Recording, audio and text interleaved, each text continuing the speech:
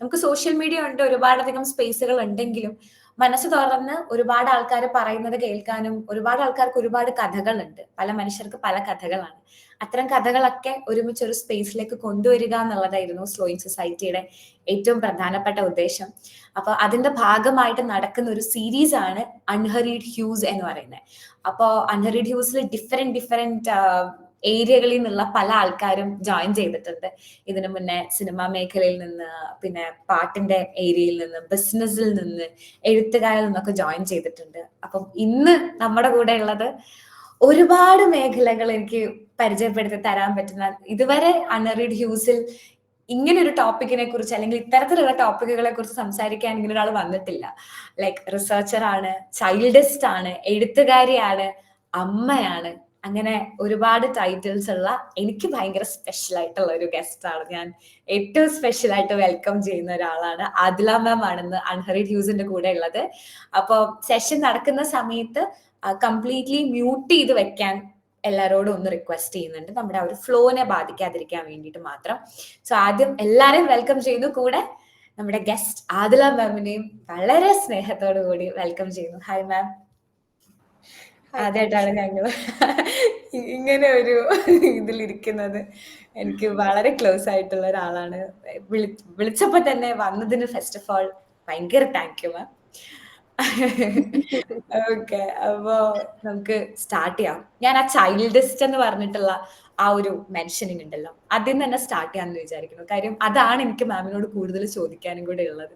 നമുക്ക് കുട്ടികളെ ഭയങ്കര ഇഷ്ടമുള്ള ഒത്തിരി പേര് ഇപ്പൊ ഈ കൂട്ടത്തിലുണ്ട്, ഞാനും ഉണ്ട്.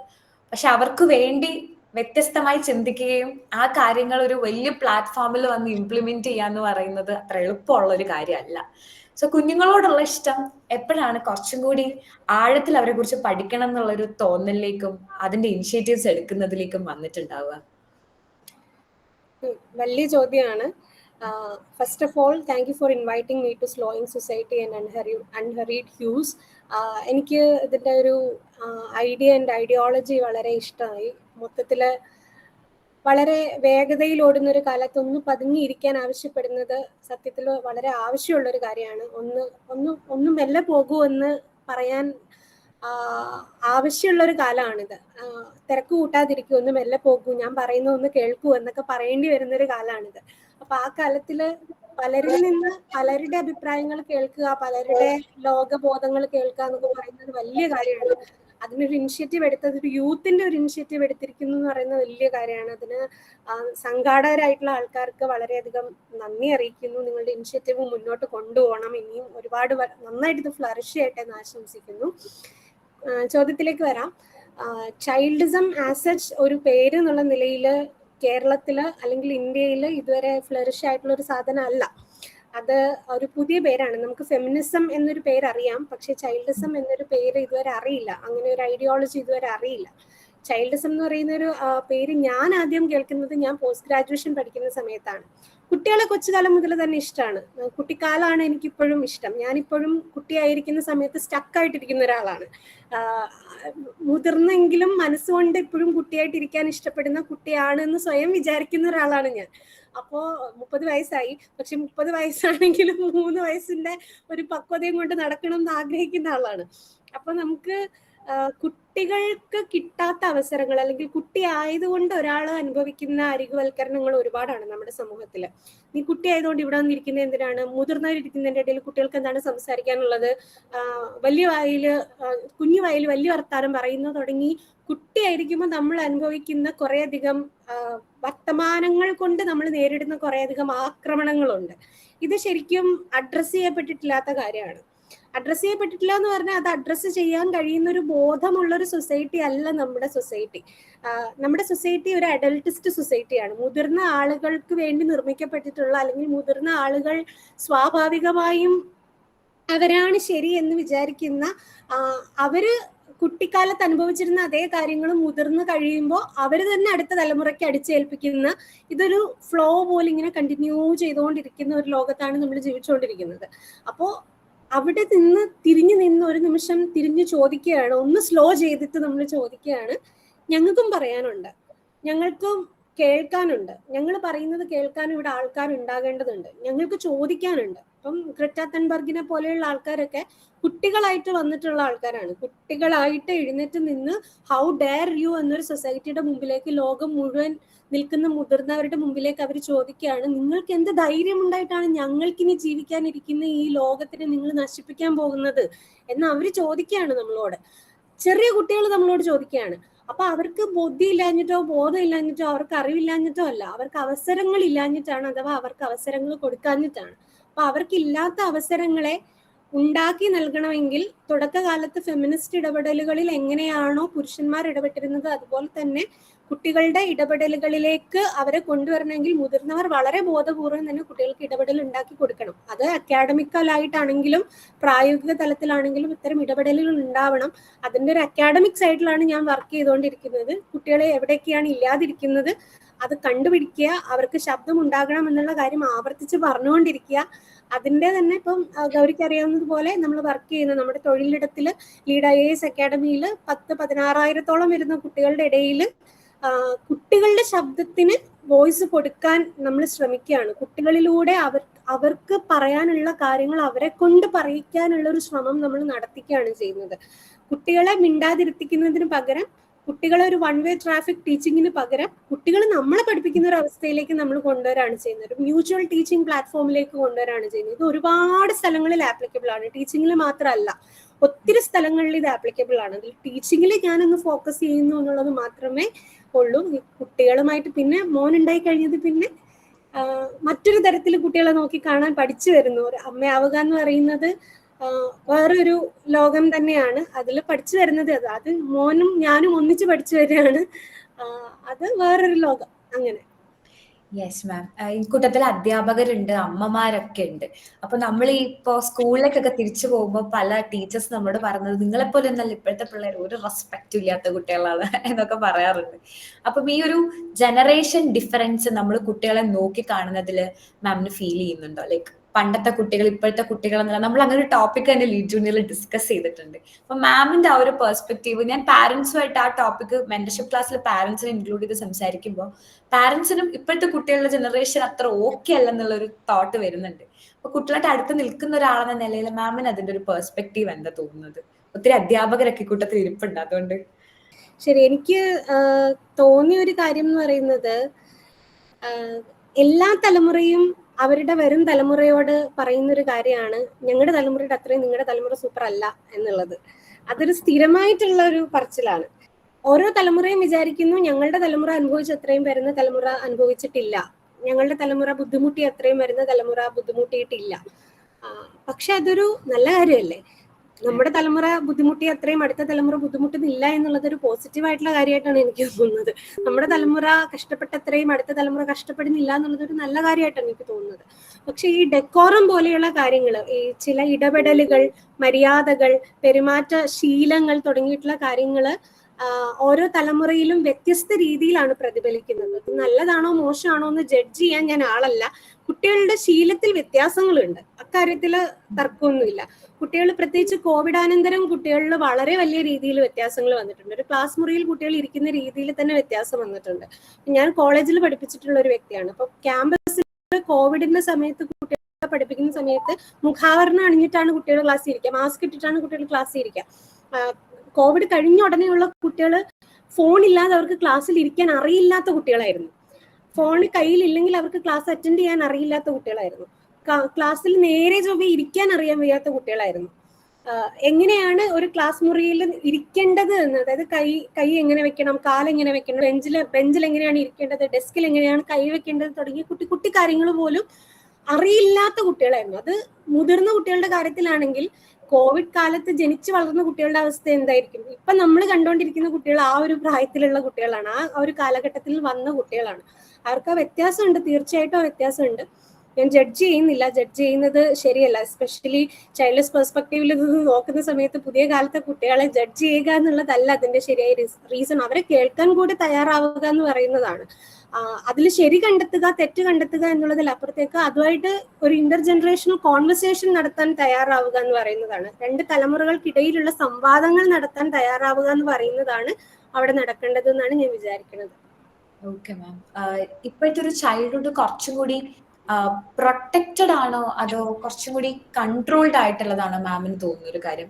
പാരന്റ്സ് കുറച്ചും കൂടി പ്രൊട്ടക്റ്റീവ് ആയിട്ടുള്ള കൈൻഡ് ഓഫ് പാരന്റ്സ് ആണ് ഇപ്പോ ഉള്ളതെന്ന് എനിക്ക് പേഴ്സണലി തോന്നിയിട്ടുണ്ട്. മാമിന് തോന്നുന്നത് ഇപ്പോഴത്തെ ചൈൽഡ്ഹുഡ് കുറച്ചുകൂടി പ്രൊട്ടക്റ്റഡ് ആണോ അത് കൂടുതലും കൺട്രോൾഡ് ആയിട്ടാണോ കൊണ്ടുപോകുന്നതാണ് മാമിന്റെ ഒരു ഒബ്സർവേഷൻ എന്ന് മനസ്സിലാവണേ?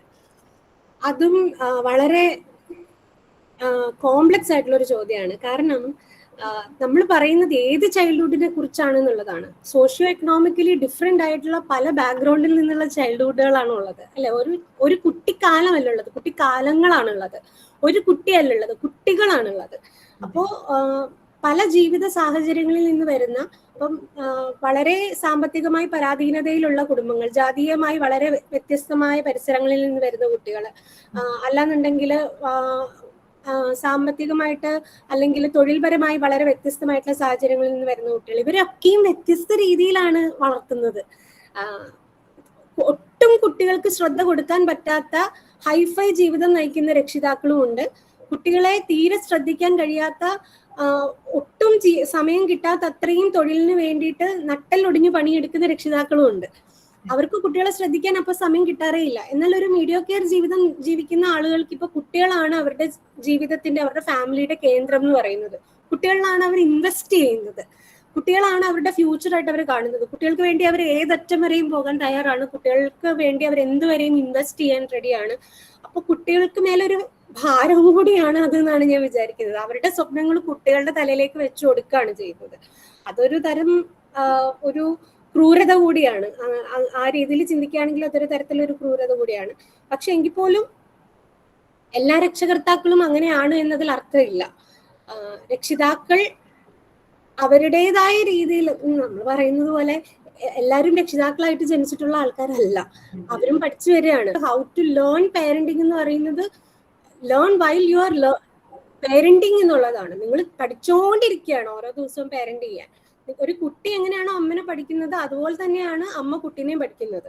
അത്ര തന്നെ അവർക്ക് അതിൻ്റെ അകത്ത് എക്സ്പീരിയൻസ് ഉള്ളൂ. അതുകൊണ്ട് തന്നെ കുട്ടിക്ക് അതിന്റെ മേലുള്ള ബേർഡൻ കൊടുക്കുന്നത് കുറയ്ക്കുക, പരമാവധി കുറയ്ക്കുക എന്നുള്ള ഒരു ബോധം പൊതുവിൽ കുറവാണ്. എങ്കിൽ പോലും അത് ഉണ്ടാക്കിയെടുക്കുക എന്ന് പറയുന്നതേ അതിൽ മാർഗമുള്ളൂ. ഈ പാരന്റിങ്ങിന്റെ കാര്യം പറയുമ്പോൾ പണ്ടൊരു പഴഞ്ചൊല്ല് ഉണ്ടായിരുന്നു, അതായത് അമ്മ ചവിട്ടിയ കുട്ടിക്ക് കേടില്ല എന്ന് പറയും. അതായത് നല്ലോണം തല്ലി വളർത്തണം പിള്ളേരെ, അങ്ങനെ പറയുന്നുണ്ട്. എന്റെ ഒക്കെ വീട്ടിൽ പറഞ്ഞൊരു സാധനമാണ്, ആദ്യം ഒരു ചൊല്ല്, പിന്നെ ഒരു തല്ല്, പിന്നെ തള്ളിക്കളയാ. ഇതിപ്പോഴും പറയാറുണ്ട് വീട്ടില്. അപ്പം ഈ തല്ല് വളർത്തുക അല്ലെങ്കിൽ കുട്ടികൾക്ക് ഇപ്പൊ തല്ല് കിട്ടാത്തതിന്റെ കുറവാന്നൊക്കെ പറയാറുണ്ട്. ആ ഒരു പാരന്റിങ് മെത്തേഡിനെ കുറിച്ച് ഒരു അമ്മ എന്ന നിലയിലും കൂടിയിട്ട് അദ്ല മാമിന് എന്താണ് അത് ഫീൽ ചെയ്യുന്നത്? അടിച്ച വഴിയെ പോയില്ലെങ്കിൽ പോയ വഴിയെ അടിക്കുക എന്ന് പറയുന്ന ഒരു ചൊല്ലും കൂടെ ഉണ്ട്. തല്ലി വളർത്തുക എന്ന് പറയുന്നത്, കോർപ്പറൽ പണിഷ്മെന്റ് എന്ന് പറയുന്നത് ശരിയായിട്ടുള്ള ഒരു രീതി അല്ല. പടി കാണിച്ച്, ഞാനിപ്പം എൻ്റെ മോന്റെ പേര് കനിവ് എന്നാണ്, കനിവ് കിതാബ്. കനിവിനെ ഞാൻ വടി കാണിച്ച് പേടിപ്പിക്കാറുണ്ട്, വടി എടുക്കും എന്ന് പറഞ്ഞ് പേടിപ്പിക്കാറുണ്ട്, അടിക്കാറില്ല. പേടിപ്പിക്കേണ്ടി വരുന്നത് ഒരു പേരന്റിങ്ങിന്റെ കാര്യത്തിൽ എനിക്ക് തോന്നുന്നു, ഞാനതിലൊരു എക്സ്പേർട്ട് അല്ല, പക്ഷെ ഞാൻ എൻ്റെ ഒരു ധാരണ വെച്ചിട്ട് എനിക്ക് തോന്നുന്നത് എപ്പോഴും പേരൻസിൽ ഒരാള് കുട്ടിയുടെ ഒരു കൺട്രോൾ സിസ്റ്റം കയ്യിലുള്ള ആളായിരിക്കണം എന്നാണ് എനിക്ക് തോന്നുന്നത്. കുട്ടിക്ക് ഒരാളെ കുറിച്ച് എപ്പോഴും ഒരു കൺട്രോൾ ഉള്ള ആളാണ്, ഞാൻ പറഞ്ഞ എന്തും എപ്പോഴും എവിടെ വെച്ചും എല്ലാം എനിക്ക് കിട്ടും എന്ന് കരുതി ജീവിക്കുന്ന ഒരു കുട്ടി ആവരുത്. ഒരു ബോർഡർ എല്ലാ കാര്യത്തിനും ഉണ്ടായിരിക്കണം, ഒരു ലിമിറ്റ് എല്ലാ കാര്യത്തിനും എല്ലാ വ്യക്തികൾക്കും ഉണ്ടായിരിക്കണം. ഇതിവിടെ വരെയും നിനക്ക് പറ്റുള്ളൂ, ഇതിവിടെ വരെയും നിനക്ക് കിട്ടുള്ളൂ എന്ന് ഒരു കുട്ടി ബൗണ്ടറി അറിഞ്ഞ് വളരണം, അവരുടെ ലിമിറ്റേഷൻസ് അറിഞ്ഞ് വളരണം. പക്ഷെ അതിന് തല്ലല്ല വഴി എന്ന് പറയുന്നത്. തല്ലിക്കഴിഞ്ഞാല്, കഴിഞ്ഞ ദിവസം എൻ്റെ വാപ്പ ഇങ്ങനെ പറഞ്ഞൊരു കാര്യം ഉണ്ടായിരുന്നു, തല്ലരുത്, തല്ലിയാല് അതിന്റെ ചൂട് മനസ്സിലായി കഴിഞ്ഞാൽ പിന്നെ തല്ലുകൊണ്ടുള്ള ഗുണം പോകുന്നു. മോന്റെ കാര്യം പറഞ്ഞപ്പോ ഇങ്ങനെ പറഞ്ഞു. അപ്പൊ ഞാനതിങ്ങനെ ആലോചിച്ചു, ശരിയാണ്, ഒരു തല്ല് കിട്ടിക്കഴിഞ്ഞാല് അതിന്റെ ചൂട് പോയി കഴിഞ്ഞാൽ പിന്നെ മനസ്സിലായി പോകും നമുക്ക്, ഇത്രേ ഉള്ളൂ തല്ലിന് തല്ല്. നമ്മുടെ സ്കൂളിലെ കുട്ടികളെ ഭയങ്കര വാശിക്കാരായിട്ടുള്ള അല്ലെങ്കിൽ കുസൃതിക്കാരായിട്ടുള്ള കുട്ടികളെ ടീച്ചർമാർ എടുത്തിട്ടടിക്കുന്നത് കണ്ടിട്ടില്ലേ? നമ്മളൊക്കെ സ്കൂളിൽ പഠിച്ചുകൊണ്ടിരിക്കുന്ന സമയത്ത് ഭയങ്കര തലതെറിച്ച കുട്ടികളെന്ന് പറഞ്ഞിട്ട് കുട്ടികളെ എടുത്തിട്ട് മറ്റേ ബാക്കിൽ വലിയ ചൂരിൽ വെച്ച് ടീച്ചർമാർ അടിക്കുന്നത് കാണാറുണ്ട്. പ്രിൻസിപ്പളും ഹെഡ് മാസ്റ്റർമാരൊക്കെ തല്ലുന്ന കാണാറുണ്ട്. അങ്ങനെ തല്ലി നന്നാക്കാൻ എത്ര വരെ, ഏത് ലിമിറ്റ് വരെ പറ്റും എന്നുള്ളതാണ്. അൾട്ടിമേറ്റ്ലി ഒരാൾ നന്നാവുക എന്ന് പറയുന്നത് ഒരാളുടെ ഉള്ളിൽ നിന്ന് തന്നെ വരേണ്ട ഒരു കാര്യമാണ്. ഒരു ലിമിറ്റ് വരെ, നമ്മുടെ കണ്ണിന്റെ മുമ്പിൽ വരെ നമുക്ക് ഒരാളെ നന്നാക്കാൻ പറ്റുമായിരിക്കും.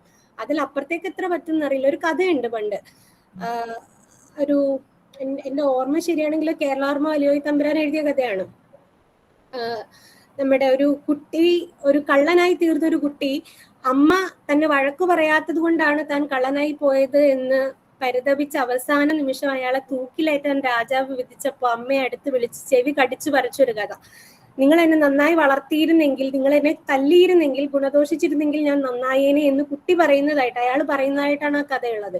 പക്ഷെ ആ കഥ എത്രത്തോളം പ്രാക്ടിക്കൽ ആണ് എന്നുള്ളത് ഒരു സംശയമാണ്. തല്ലിയാണോ വളർത്തേണ്ടുന്നത്, ചൊല്ലിയാണോ വളർത്തേണ്ടത് എന്നുള്ളത് ഒരു സംശയകരമായിട്ടുള്ള ഒരു കാര്യമാണ്. ചൊല്ലി വളർത്താൻ കഴിയുമെങ്കിൽ ചൊല്ലി തന്നെ വളർത്തണം എന്നാണ് എന്റെ അഭിപ്രായം. Yes ma'am. അപ്പൊ നേരെ നമുക്ക് കവിതയിലേക്ക് ലാൻഡ് ചെയ്യാന്ന് തോന്നുന്നു. മാമിന്റെ എഴുത്തുകാരി എന്ന് പറഞ്ഞിട്ടുള്ള 2 അധ്യാപകരുടെ മകളും കൂടിയാണ് ആദില മാം. അപ്പൊ ഭാഷയായിട്ടും അതേപോലെ വായനയായിട്ടൊക്കെ ചെറുപ്പത്തിലെ അടുത്ത് നിന്നൊരാളായിരുന്നിരിക്കും.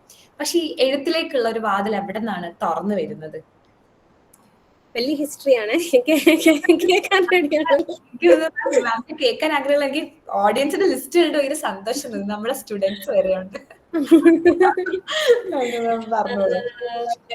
എന്താ പറയാ, ഞാന് നന്നായി വായിക്കുന്ന കുട്ടിയായിരുന്നു. ചെറിയ പ്രായത്തില് എന്റെ ഉമ്മി എന്ന് പറഞ്ഞാൽ എന്റെ അമ്മ പുസ്തകം എടുത്തിട്ട് കൂടിയിരുത്തി വായിച്ചിട്ട് പകുതി വായിച്ചിട്ട് ബാക്കി നമ്മളോട് വായിക്കാൻ പറയും. അങ്ങനെയാണ് എന്നെ വായനയിലേക്ക് കൊണ്ടുവരുന്നത്. അപ്പം നമ്മുടെ മായാവിയുടെയും ലുട്ടാപ്പിയുടെയും ഒക്കെ കഥ എടുത്തിട്ട് പകുതി വായിച്ചിട്ട് ബാക്കി തനിയെ വായിക്കാൻ പറയും. അപ്പൊ പെറുക്കി പെറുക്കി അക്ഷരങ്ങള് തനിയെ കൂട്ടി വായിക്കാൻ കഷ്ടപ്പെട്ട് പഠിച്ച് ചെറിയ പുസ്തകങ്ങൾ തന്നെത്താനെ വായിച്ചാണ് ഞാൻ വായനയിലേക്ക് വരുന്നത്. ഒരു 5ാം ക്ലാസ് 6ാം ക്ലാസ് പ്രായമായപ്പോഴേക്കും തന്നെ വായനയില് മാധവിക്കുട്ടിയെയും അതുപോലെ തന്നെ ബഷീറിനെയും ഒക്കെ സമ്പൂർണ്ണ കൃതി 6ാം ക്ലാസ് പ്രായത്തിൽ ഞാൻ വായിച്ചു തീർന്നിട്ടുണ്ട്. എന്താണ് എന്ന് മനസ്സിലാക്കിയിട്ടാണോ ഞാനത് വായിച്ചത് എന്ന് എനിക്കിപ്പോഴും അറിയില്ല. മാധവിക്കുട്ടിയുടെ ഒക്കെ സമ്പൂർണ്ണ 6ാം ക്ലാസ്സിൽ വായിച്ചത് എന്ത് മനസ്സിലാക്കിയിട്ടാണെന്ന് എനിക്കറിയില്ല. പക്ഷെ വായനയുടെ ഒരു ശീലം, ഒരു തുണ്ടുകടലാസ് കിട്ടിയാലും വായിക്കാനുള്ള ഒരു ആർജവം വീട്ടിൽ നിന്ന് ഉണ്ടാക്കി തന്നതാണ്. വാപ്പി ഒത്തിരി പുസ്തകം വാങ്ങി തരുമായിരുന്നു. എനിക്ക് കളിപ്പാട്ടങ്ങൾ ഇല്ലായിരുന്നു എന്ന് തന്നെ പറയാം. എന്റെ കളിപ്പാട്ടം പുസ്തകങ്ങളായിരുന്നു. എനിക്ക് വാങ്ങി തന്നിട്ടുള്ളത് പുസ്തകങ്ങളാണ്. നിറയെ പുസ്തകങ്ങൾ വാങ്ങി തരുമായിരുന്നു. അപ്പൊ വീടാണ് എനിക്ക് കിട്ടിയിട്ടുള്ള ഏറ്റവും വലിയ ഒരു ഊർജം അക്കാര്യത്തില്. പിന്നെ കവിതയിലേക്ക് വരുന്നത് എൻ്റെ മലയാളം അധ്യാപകരാണ്. എൻ്റെ ശ്രീദേവി ടീച്ചറ്, സരളാദേവി ടീച്ചറ്, അവരൊക്കെ എനിക്ക് ക്ലാസ്സിൽ കവിത പാടിത്തരുന്ന രീതി, ചൊല്ലിത്തരുന്ന രീതി, പഠിപ്പിക്കുന്ന രീതി, എൻ്റെ മലയാളം അധ്യാപകരൊക്കെ, എൻ്റെ സെലിൻ ടീച്ചർ, അവരൊക്കെ എന്നെ മനോഹരമായിട്ട് മലയാളത്തിന്റെ ലോകത്തേക്ക് കൊണ്ടുവന്നിട്ടുള്ള ആൾക്കാരാണ്. കോളേജിൽ എത്തിയപ്പോഴത്തേക്ക് റജി മിസ്, ജ്യോതിലക്ഷ്മി മിസ്, ഇവരൊക്കെ മലയാളം പഠിപ്പിച്ചതും മലയാളത്തിലേക്ക് കൊണ്ടുവന്നതുമായിട്ടുള്ള രീതി നമ്മളെ ഭാഷയോട് കൂടുതൽ അടുപ്പിക്കുന്ന രീതിയായിരുന്നു. പക്ഷെ ഞാൻ എഴുതാൻ തുടങ്ങിയത് ഒരു 6ാം ക്ലാസ്സിലാണ്. 6ാം ക്ലാസ് പ്രായത്തിലാണ്. നമ്മുടെ ചിക്കുൻകുനിയ വന്ന സമയമുണ്ടല്ലോ, അപ്പൊ ഞാൻ 6ാം ക്ലാസ്സിൽ പഠിക്കാം. അപ്പൊ ഞാൻ ഒരു ദിവസം ചിക്കുൻകുനിയയെ കുറിച്ചൊരു കവിത എഴുതി. കവിത തുടങ്ങുന്നത് ഇങ്ങനെയാണ്: നിൽക്കുവിൻ കേൾക്കുവിൻ കൂട്ടുകാരെ, നാടിനെ ഞെട്ടിക്കും വാർത്ത കേൾക്കൂ, 100 മരണം കവിഞ്ഞിട്ടും നിങ്ങൾ കേൾക്കാൻ മടിക്കുന്നത് എന്തുകൊണ്ട്? നമ്മുടെ മുന്നിലെ പാട്ടുകാരായി ചോര കുടിക്കുന്ന യക്ഷിമാരായി മൂളിയും പാടിയും ആടിടുമ്പോൾ ഓർക്കണം കൂട്ടരെ നിങ്ങളെന്നും. ഇങ്ങനെയാണ് ആ കവിത തുടങ്ങുന്നത്. എന്തോ ആ വരികൾ ഇപ്പോഴും കറക്റ്റ് ഓർമ്മയിലുണ്ടെന്നുള്ളത്. സ്വന്തം കവിതയല്ലേ, നമ്മൾ മറക്കത്തില്ലല്ലോ. ഇങ്ങനെയാണ് കവിത തുടങ്ങുന്നത്. ഈ കവിത ഒരു 19 വരി ഉണ്ടായിരുന്നു. അപ്പൊ ഞാനിങ്ങനെ വെയിറ്റ് ചെയ്തിരുന്നു. അപ്പൊ എന്റെ വാപ്പി പ്രാർത്ഥന കഴിഞ്ഞ് പള്ളിയിൽ നിന്നൊക്കെ വരാൻ വേണ്ടി വെയിറ്റ് ചെയ്ത് രാത്രി ഒരു 1 മണി സമയം വരെ ഞാൻ കാത്തിരുന്ന് വാപ്പി ഇത് വായിച്ചേൽപ്പിച്ചു. അടുത്ത ദിവസം എന്റെ സ്കൂളിലെ ഹെഡ് മാസ്റ്റർ പ്രസന്നകുമാർ സാറ് ഇത് സ്കൂളില് അസംബ്ലിയില് സ്കൂളിന്റെ മുമ്പിൽ ഇത് ചൊല്ലിക്കേൾപ്പിച്ചു. ഈ കവിത പെട്ടെന്ന് ഹിറ്റായി. അത് പിന്നെ ആ സമയത്തൊരു മറ്റേ അവയർനെസ് ക്യാമ്പയിന് വേണ്ടിയിട്ട് ഈ കവിത ഏറ്റെടുത്തു, മനോരമയും ഒക്കെ. എന്നിട്ട് ചൊല്ലി ഈ റോഡ് നീളെ ഇത് അവയർനെസ് ക്യാമ്പയിന് വേണ്ടി കൊണ്ടുപോവുകയും അങ്ങനെ ചാനലുകളൊക്കെ ഇത് ഏറ്റെടുക്കുകയും എന്നെ ഇന്റർവ്യൂ ചെയ്യുകയും ഒക്കെ ചെയ്തു. അപ്പൊ നമുക്കിങ്ങനെ ഒരു സന്തോഷമുള്ളൂ. 6ാം ക്ലാസ്സിലൊക്കെ പഠിക്കുന്ന സമയത്ത് നമ്മൾ എന്തോ ഒരു സംഭവമാണെന്നൊക്കെ നമുക്ക് തോന്നും. കവിതയൊക്കെ ഇങ്ങനെ എഴുതാതിരിക്കാൻ പറ്റാത്ത അവസ്ഥയായി. പിന്നെ അങ്ങനെ അങ്ങ് എഴുതി പോയതാണ്.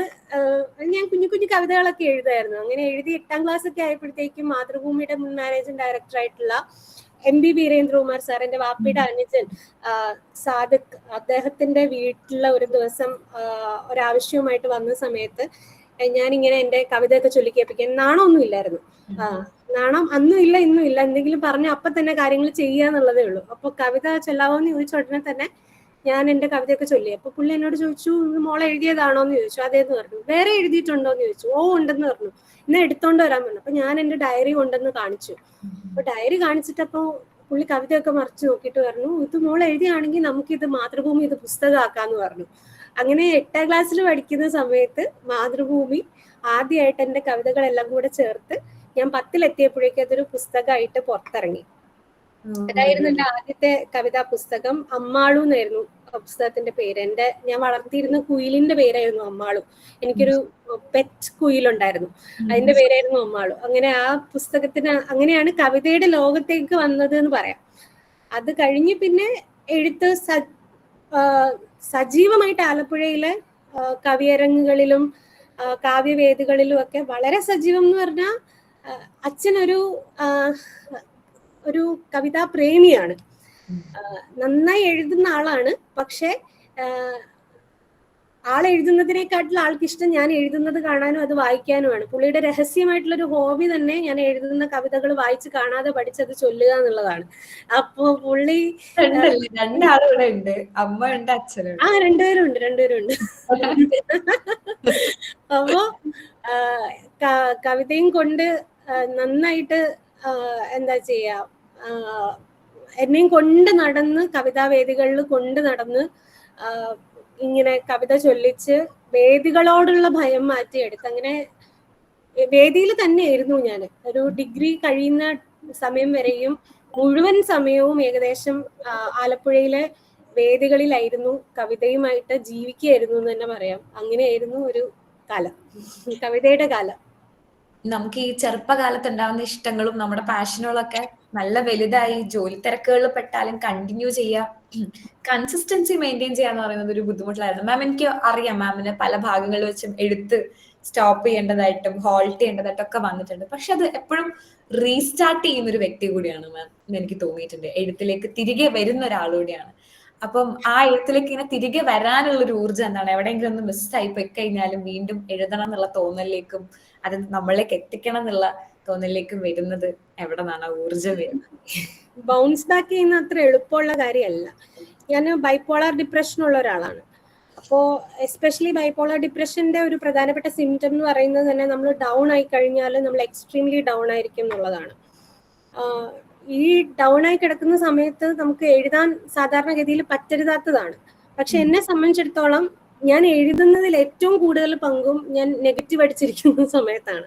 അപ്പം എന്നെ പുറത്തെടുക്കാൻ എനിക്ക് ഏറ്റവും കൂടുതൽ പറ്റുന്നൊരു സമയം, എന്നെ ഫ്രീ ആക്കാൻ എനിക്ക് പറ്റുന്നത്, അല്ലെങ്കിൽ എൻ്റെ ഉള്ളിലുള്ള വിഷമങ്ങളെയും സ്ട്രെസ്സിനെയും ഒക്കെ എനിക്ക് പുറത്തെടുത്ത് കളയാൻ പറ്റുന്നൊരു സമയം എന്ന് പറയുന്നത് അപ്പോഴാണ്. അപ്പം ഞാൻ ശരിക്കും ബൗൺസ് ബാക്ക് ചെയ്യല്ല ചെയ്യുന്നത്. എൻ്റെ എല്ലാ വിഷമ നേരങ്ങളിലുമാണ് ഞാൻ കവി ആകുന്നത്.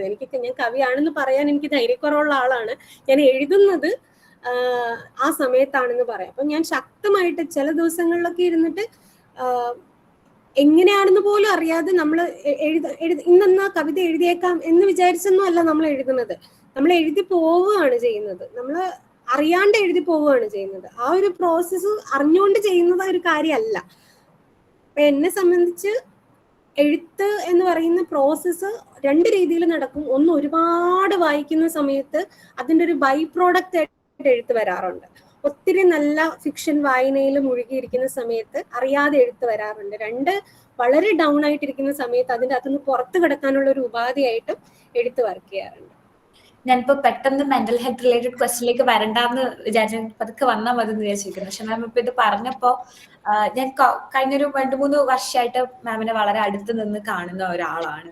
അപ്പോ മാം ഇപ്പോ ഒരുപാട് മെന്റൽ ഹെൽത്ത് ഇഷ്യൂസിൽ കൂടി സ്ട്രഗിൾ ചെയ്യുന്നു എന്ന് തന്നെ നമുക്ക് പറയാൻ പറ്റുന്ന ഒരാൾ. പക്ഷെ ഒരിക്കൽ പോലും ചെയ്യുന്ന കാര്യങ്ങളിൽ എവിടെയും നമ്മൾ അതിലമ്മ വിട്ടു നിന്നതായിട്ടോ, മാം ഇടയ്ക്കൊരു കുഞ്ഞു ബ്രേക്ക് എടുത്തിട്ടുണ്ട് നമ്മുടെ വർക്കിനും മറ്റും, അല്ലാതെ അങ്ങനെ മാറി നിൽക്കുന്നത് കണ്ടിട്ടില്ലാത്ത ഒരാളാണ്. അപ്പൊ ആ ഒരു സ്ട്രെങ്ത് എല്ലാവർക്കും കിട്ടുന്ന ഒരു കാര്യമല്ല. പക്ഷെ ആ ഒരു സ്ട്രെങ്ത്തിന്റെ പിന്നിൽ അതിൽ നമ്മൾ ഒത്തിരി പെയിൻ ഉണ്ടായിരുന്നിരിക്കാമെന്ന് ഞാൻ വിശ്വസിക്കുന്നു. അപ്പൊ ഒരേ സമയം മെന്റൽ ഹെൽത്ത് ഇഷ്യൂസിൽ സ്ട്രഗിൾ ചെയ്യുകയും നമ്മുടെ ഉത്തരവാദിത്തങ്ങളിൽ നിന്ന് മാറി നിൽക്കാതിരിക്കാനും അങ്ങനെയുള്ളൊരു കാലമാണ് എല്ലാ മനുഷ്യർക്കും ഇത്. അങ്ങനെയുള്ളൊരു കാലം മാം എങ്ങനെയാണ് സർവൈവ് ചെയ്തിട്ടുണ്ടാവുക? അത് ശരിക്കും ഭയങ്കര ബുദ്ധിമുട്ടുള്ള ഒരു പീരീഡ് ആയിരുന്നു. എന്നെ സംബന്ധിച്ച് ഈ മെന്റൽ ഹെൽത്ത് ഇഷ്യൂസിന്റെ അകത്തുനിന്ന് സർവൈവ് ചെയ്യാനുള്ള ഒരു മെക്കാനിസം ആയിരുന്നു ഞാൻ പ്രൊഡക്റ്റീവ് ആയിട്ട് ഇരിക്കുക എന്ന് പറയുന്നത്, എൻഗേജ്ഡ് ആയിട്ട് ഇരിക്കുക എന്ന് പറയുന്നത്. അതിൽ എന്നെ ഏറ്റവും കൂടുതൽ ഹെൽപ്പ് ചെയ്ത എന്റെ വർക്ക് സ്പേസ് ആണ്. എല്ലാം മറക്കാൻ, അല്ലെങ്കിൽ എന്തെങ്കിലും വേറെ ചിന്തയിലോട്ടൊന്നും പോകാതിരിക്കാൻ, സ്ട്രഗിൾ ചെയ്യാതിരിക്കാൻ വേണ്ടി എനിക്ക് ഏറ്റവും കൂടുതൽ കോൺട്രിബ്യൂട്ട് ചെയ്യാൻ, എനിക്ക് ഇഷ്ടമുള്ള കാര്യങ്ങൾ ചെയ്യാൻ എത്ര സമയം വേണം, 2 മണി 3 മണി വരെയൊക്കെ ഇരുന്ന് കണ്ടിന്യൂസ്ലി വർക്ക് ചെയ്തുകൊണ്ടിരിക്കാൻ പറ്റുന്ന തരത്തിൽ, അതൊക്കെ കുട്ടികളെ കുറിച്ചാണ്, കുട്ടികൾക്ക് വേണ്ടിയാണ്. ഇത്രയും കുട്ടികളിലേക്ക് നമ്മൾ ചെയ്യുന്ന കാര്യങ്ങൾ എത്തുകയാണ്. 10,000 കുട്ടികൾ നമ്മൾ എഴുതുന്ന കാര്യങ്ങൾ, നമ്മൾ പറയുന്ന കാര്യങ്ങൾ, നമ്മൾ ചിന്തിക്കുന്ന കാര്യങ്ങൾ അതുപോലെ ചിന്തിക്കാൻ ശ്രമിക്കുകയാണെന്നൊക്കെ പറയുന്നത് നമ്മളെ സംബന്ധിച്ച് വലിയൊരു കാര്യമാണ്. ഒരുപാട് ആളുകളുടെ തോട്ട് പ്രോസസ്സും ഒരുപാട് ആളുകളുടെ അധ്വാനവും നിറഞ്ഞു നിൽക്കുന്ന ഒരു വർക്കിലാണ് നമ്മൾ ഉള്ളത്. ആ വർക്കിന്റെ ബൈ പ്രോഡക്റ്റിലേക്ക് കുട്ടികളെ എത്തിക്കാൻ പറ്റുന്നു, അതിൽ ഒരു ഭാഗമാകാൻ പറ്റുന്നു എന്നൊക്കെ ആലോചിക്കുമ്പോൾ ഭയങ്കര സന്തോഷമാണ്. അപ്പോ അതൊരു സർവൈവൽ മെക്കാനിസം ആയിരുന്നു എനിക്ക്. അല്ലാതെ അതിൻ്റെ അകത്ത് ശക്തമായി തിരിച്ചു വരിക ഒന്നും ചെയ്തൊന്നും അല്ല, അതെന്റെ സർവൈവൽ മെക്കാനിസം ആയതുകൊണ്ട് അങ്ങനെ സംഭവിച്ചു പോയതാണ്. മാമിന് എപ്പോഴും ഒരു ഓപ്പൺനെസ് ഉണ്ടായിരുന്നു എന്ന് ഞാൻ നേരിട്ട് എനിക്ക് തോന്നിയിട്ടുള്ള ഒരു കാര്യമാണ്. എന്ത് കാര്യങ്ങളാണെങ്കിലും അത് ഇങ്ങനെയാണ് എന്നുള്ളത് വളരെ ഓപ്പൺ ആയി തുറന്നു പറയുന്ന ഒരാളാണ്. ഇപ്പം ഇങ്ങനെ ഒരു ഇഷ്യൂ ഉണ്ടെന്നുള്ളതാണെങ്കിൽ ഞാൻ ഇന്ന കാര്യങ്ങൾ ചെയ്യുന്നുണ്ട്, അല്ലെങ്കിൽ ഞാൻ ഇപ്പൊ ഇന്ന പ്രശ്നങ്ങളിൽ കൂടിയാണെന്ന് എവിടെയും തുറന്നു പറയാൻ, അല്ലെങ്കിൽ ഞങ്ങൾക്കിടയിൽ പോലും മാം വെരി ഓപ്പൺ ആണ് എല്ലാ കാലത്തും മെന്റൽ ഹെൽത്തിനെ കുറിച്ച്. പക്ഷെ അങ്ങനെ ചെയ്യാത്ത ആൾക്കാരാണ് നമുക്കിടയിൽ കൂടുതലുള്ളത്. അതിനെക്കുറിച്ച് തുറന്നു പറയാൻ ബുദ്ധിമുട്ടുന്ന ആൾക്കാരാണുള്ളത്. അപ്പം ആ ഒരു ഓപ്പൺനെസ്സിനെ കുറിച്ച് മാം പറയും. മാം ഇത്രയും ഓപ്പൺ ആയിട്ട് ഇത്തരം കാര്യങ്ങൾ ഡിസ്കസ് ചെയ്യുന്നത് കൊണ്ട് മാം ഞാനത് എല്ലാവരും ഇരിക്കുന്നതുകൊണ്ട് പറയാണ്, മാമിന്റെ അണ്ടറിൽ വർക്ക് ചെയ്യുന്ന ഒരാളാണ് ഞാൻ. മാം ഇത്രയും ഓപ്പൺ ആയതുകൊണ്ട് നമുക്കും തിരികെ മാമിനോട് ഓപ്പൺ ആവാൻ പറ്റുന്ന ഒരു സ്പേസ് അവിടെ ക്രിയേറ്റ് ചെയ്യപ്പെടുന്നുണ്ട്. ഒരു ജോലിയിടത്തിൽ, ഒരു തൊഴിലിടത്തിൽ അങ്ങനെ ഒരു സ്പേസ് ഞങ്ങൾക്ക് ക്രിയേറ്റ് ചെയ്യപ്പെട്ടിട്ടുണ്ട്. അങ്ങനെ ഓപ്പൺ ആയിരിക്കാൻ മറ്റുള്ളവരെ മോട്ടിവേറ്റ് ചെയ്യുകയും അതേസമയം ഓപ്പൺ ആയിട്ട് ഇരിക്കുകയും ചെയ്യുന്ന ഒരു വ്യക്തിയായിട്ട് ഇരിക്കുന്നത് എങ്ങനെയാണെന്ന് മാം പറയും. അതിന്റെ ഒരു ഇമ്പോർട്ടൻസ്, അങ്ങനെ ഓപ്പൺ ആവുന്നതിന്. അതൊരു വളരെ നെഗറ്റീവായ ഒരു അനുഭവത്തിൽ നിന്നാണ് ഞാൻ അത് ഓപ്പൺ ആകേണ്ടതുണ്ട് എന്നുള്ള ഒരു കാര്യം പഠിച്ചത്. കാരണം 10ാം ക്ലാസ്സിൽ എൻ്റെ കൂടെ പഠിച്ച ജീന ജീവൻലാൽ എന്ന് പറഞ്ഞൊരു കൂട്ടുകാരി ഉണ്ടായിരുന്നു. 8, 9, 10 ക്ലാസ്സുകളിൽ എൻ്റെ കൂടെ പഠിച്ച കുട്ടിയായിരുന്നു. ജീന എല്ലാ ദിവസവും ക്ലാസ്സിൽ വന്നിട്ട്, ജീനയുടെ അമ്മയും അമ്മുമ്മയും ആത്മഹത്യ ചെയ്തു ഏകദേശം ഒരേ കാലഘട്ടത്തിൽ. ജീന എല്ലാ ദിവസവും ക്ലാസ്സിൽ വന്നിട്ട് ജീനയുടെ ടേബിളിൽ ഇങ്ങനെ ജീന ജീവൻലാൽ ജനനം ഇത്ര, മരണം ഇത്ര എന്ന് പറഞ്ഞിട്ട് അവളുടെ ശവകുടീരം വരച്ചു വെക്കും. ഇത് ഞാൻ പലപ്പോഴും കണ്ടിട്ടുണ്ട്. പക്ഷെ 10ാം ക്ലാസ്, ഒരു 8ാം ക്ലാസ് 9ാം ക്ലാസ് സമയത്ത് ഞാനിത് കണ്ടിട്ടുണ്ടെങ്കിലും എനിക്ക് അതിൻ്റെ ഒരു റെലവൻസോ ഒന്നും മനസ്സിലായിട്ടില്ല. 10ാം ക്ലാസ്സിന്റെ ആദ്യത്തെ ദിവസം ഞങ്ങളുടെ ക്ലാസ് തുടങ്ങുന്നത് ജീന തീ കൊളുത്തി മരിച്ചു എന്നുള്ള വാർത്ത അറിഞ്ഞിട്ടാണ്. സ്വയം തീ കൊളുത്തി ബാത്റൂമിൽ കയറി പെട്രോൾ ഒഴിച്ച് ആത്മഹത്യ ചെയ്തു എന്നുള്ള വാർത്ത അറിഞ്ഞിട്ടാണ് ഞങ്ങളുടെ ക്ലാസ് ആരംഭിക്കുന്നത്. അത് കഴിഞ്ഞ് ഒരുപാട് കാലത്തേക്ക് എനിക്കതൊരു വലിയ ട്രോമയായിരുന്നു. എനിക്ക് ബാത്റൂമിൽ കയറാൻ പേടിയായിരുന്നു. ഇവിടെ നിന്ന ആളുണ്ടോ, അവിടെ നിന്ന ആളുണ്ടോ, ഇങ്ങനെ നമുക്ക് ആ ഒരു പ്രായത്തിൽ ഉണ്ടാവുന്ന ഒരു പേടി ഉണ്ടല്ലോ, അങ്ങനെ ഒരു പേടിയായിരുന്നു. അതൊരു വലിയ ട്രോമയായിട്ട് എൻ്റെ ഉള്ളിൽ ഉണ്ട്. പക്ഷെ അതെനിക്ക് ആരോടും ഷെയർ ചെയ്യാൻ അറിയില്ല. എനിക്ക് അന്ന് ആ സമയത്ത് അത് അറിയില്ല. പക്ഷെ മുതിർന്നു വന്നപ്പോൾ ഞാൻ കേരള ശാസ്ത്ര സാഹിത്യ പരിഷത്തിന്റെ ഭാഗമായിട്ട് പ്രവർത്തിക്കുകയുണ്ടായി. ശാസ്ത്ര സാഹിത്യ പരിഷത്തിന്റെ യുവസമിതി എന്ന് പറഞ്ഞൊരു സംഘത്തിന്റെ ഒപ്പം വളരെ സജീവമായിട്ട് അതിന്റെ ഒരു പ്രവർത്തകയായിട്ട് ഏകദേശം 6-7 വർഷത്തോളം ഞാൻ ഒപ്പം ഉണ്ടായിരുന്നു. അവിടെ മാനസികാരോഗ്യത്തെ കുറിച്ചൊക്കെ സംസാരങ്ങളും സ്ഥിരവും പതിവുമായിരുന്നു. അവിടെ ഇത്തരം സംഭാഷണങ്ങൾ ഉണ്ടാവുകയും അതിനെക്കുറിച്ച് സംസാരിക്കുകയൊക്കെ ചെയ്യുന്നത് കണ്ടും കേട്ടുമാണ് എനിക്ക് ഇങ്ങനെയുള്ളൊരു ട്രോമയെ കുറിച്ച് ഞാൻ ആദ്യമായിട്ട് സംസാരിച്ചു കഴിഞ്ഞപ്പോൾ മറ്റാളുകളും ഇതിനെക്കുറിച്ച് തുറന്ന് സംസാരിക്കുന്നത് കേട്ട് കഴിഞ്ഞപ്പോഴാണ് എനിക്ക് ഇതൊരു സ്റ്റിഗ്മ ആകരുത് എന്ന് എനിക്ക് മനസ്സിലായത്.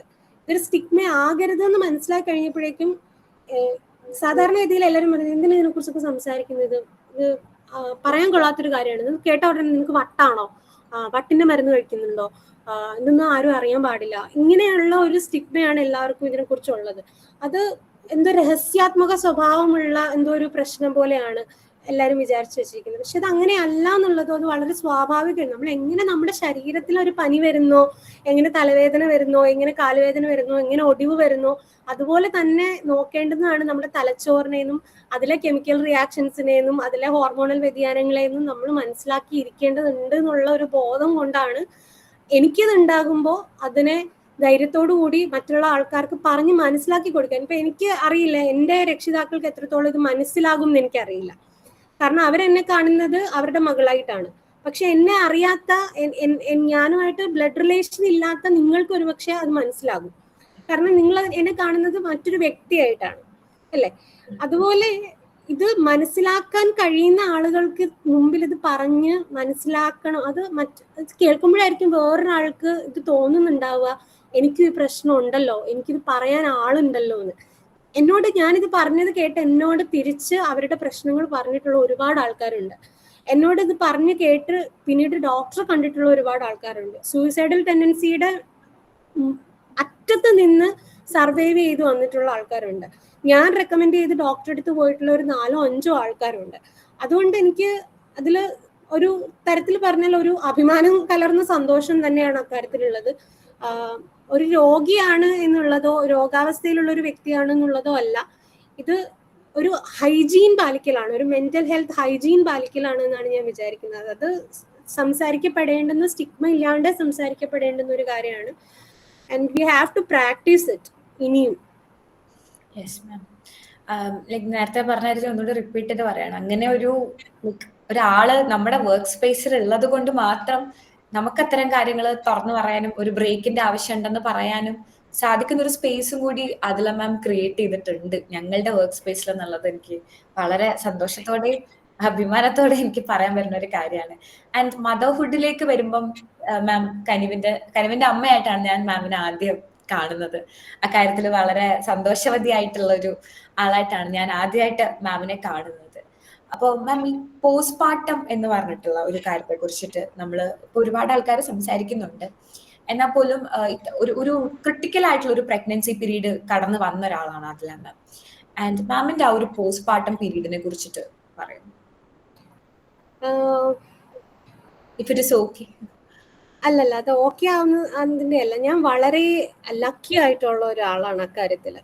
വളരെ ഭാഗ്യവതിയായിട്ടുള്ള ഒരു വ്യക്തിയാണ്.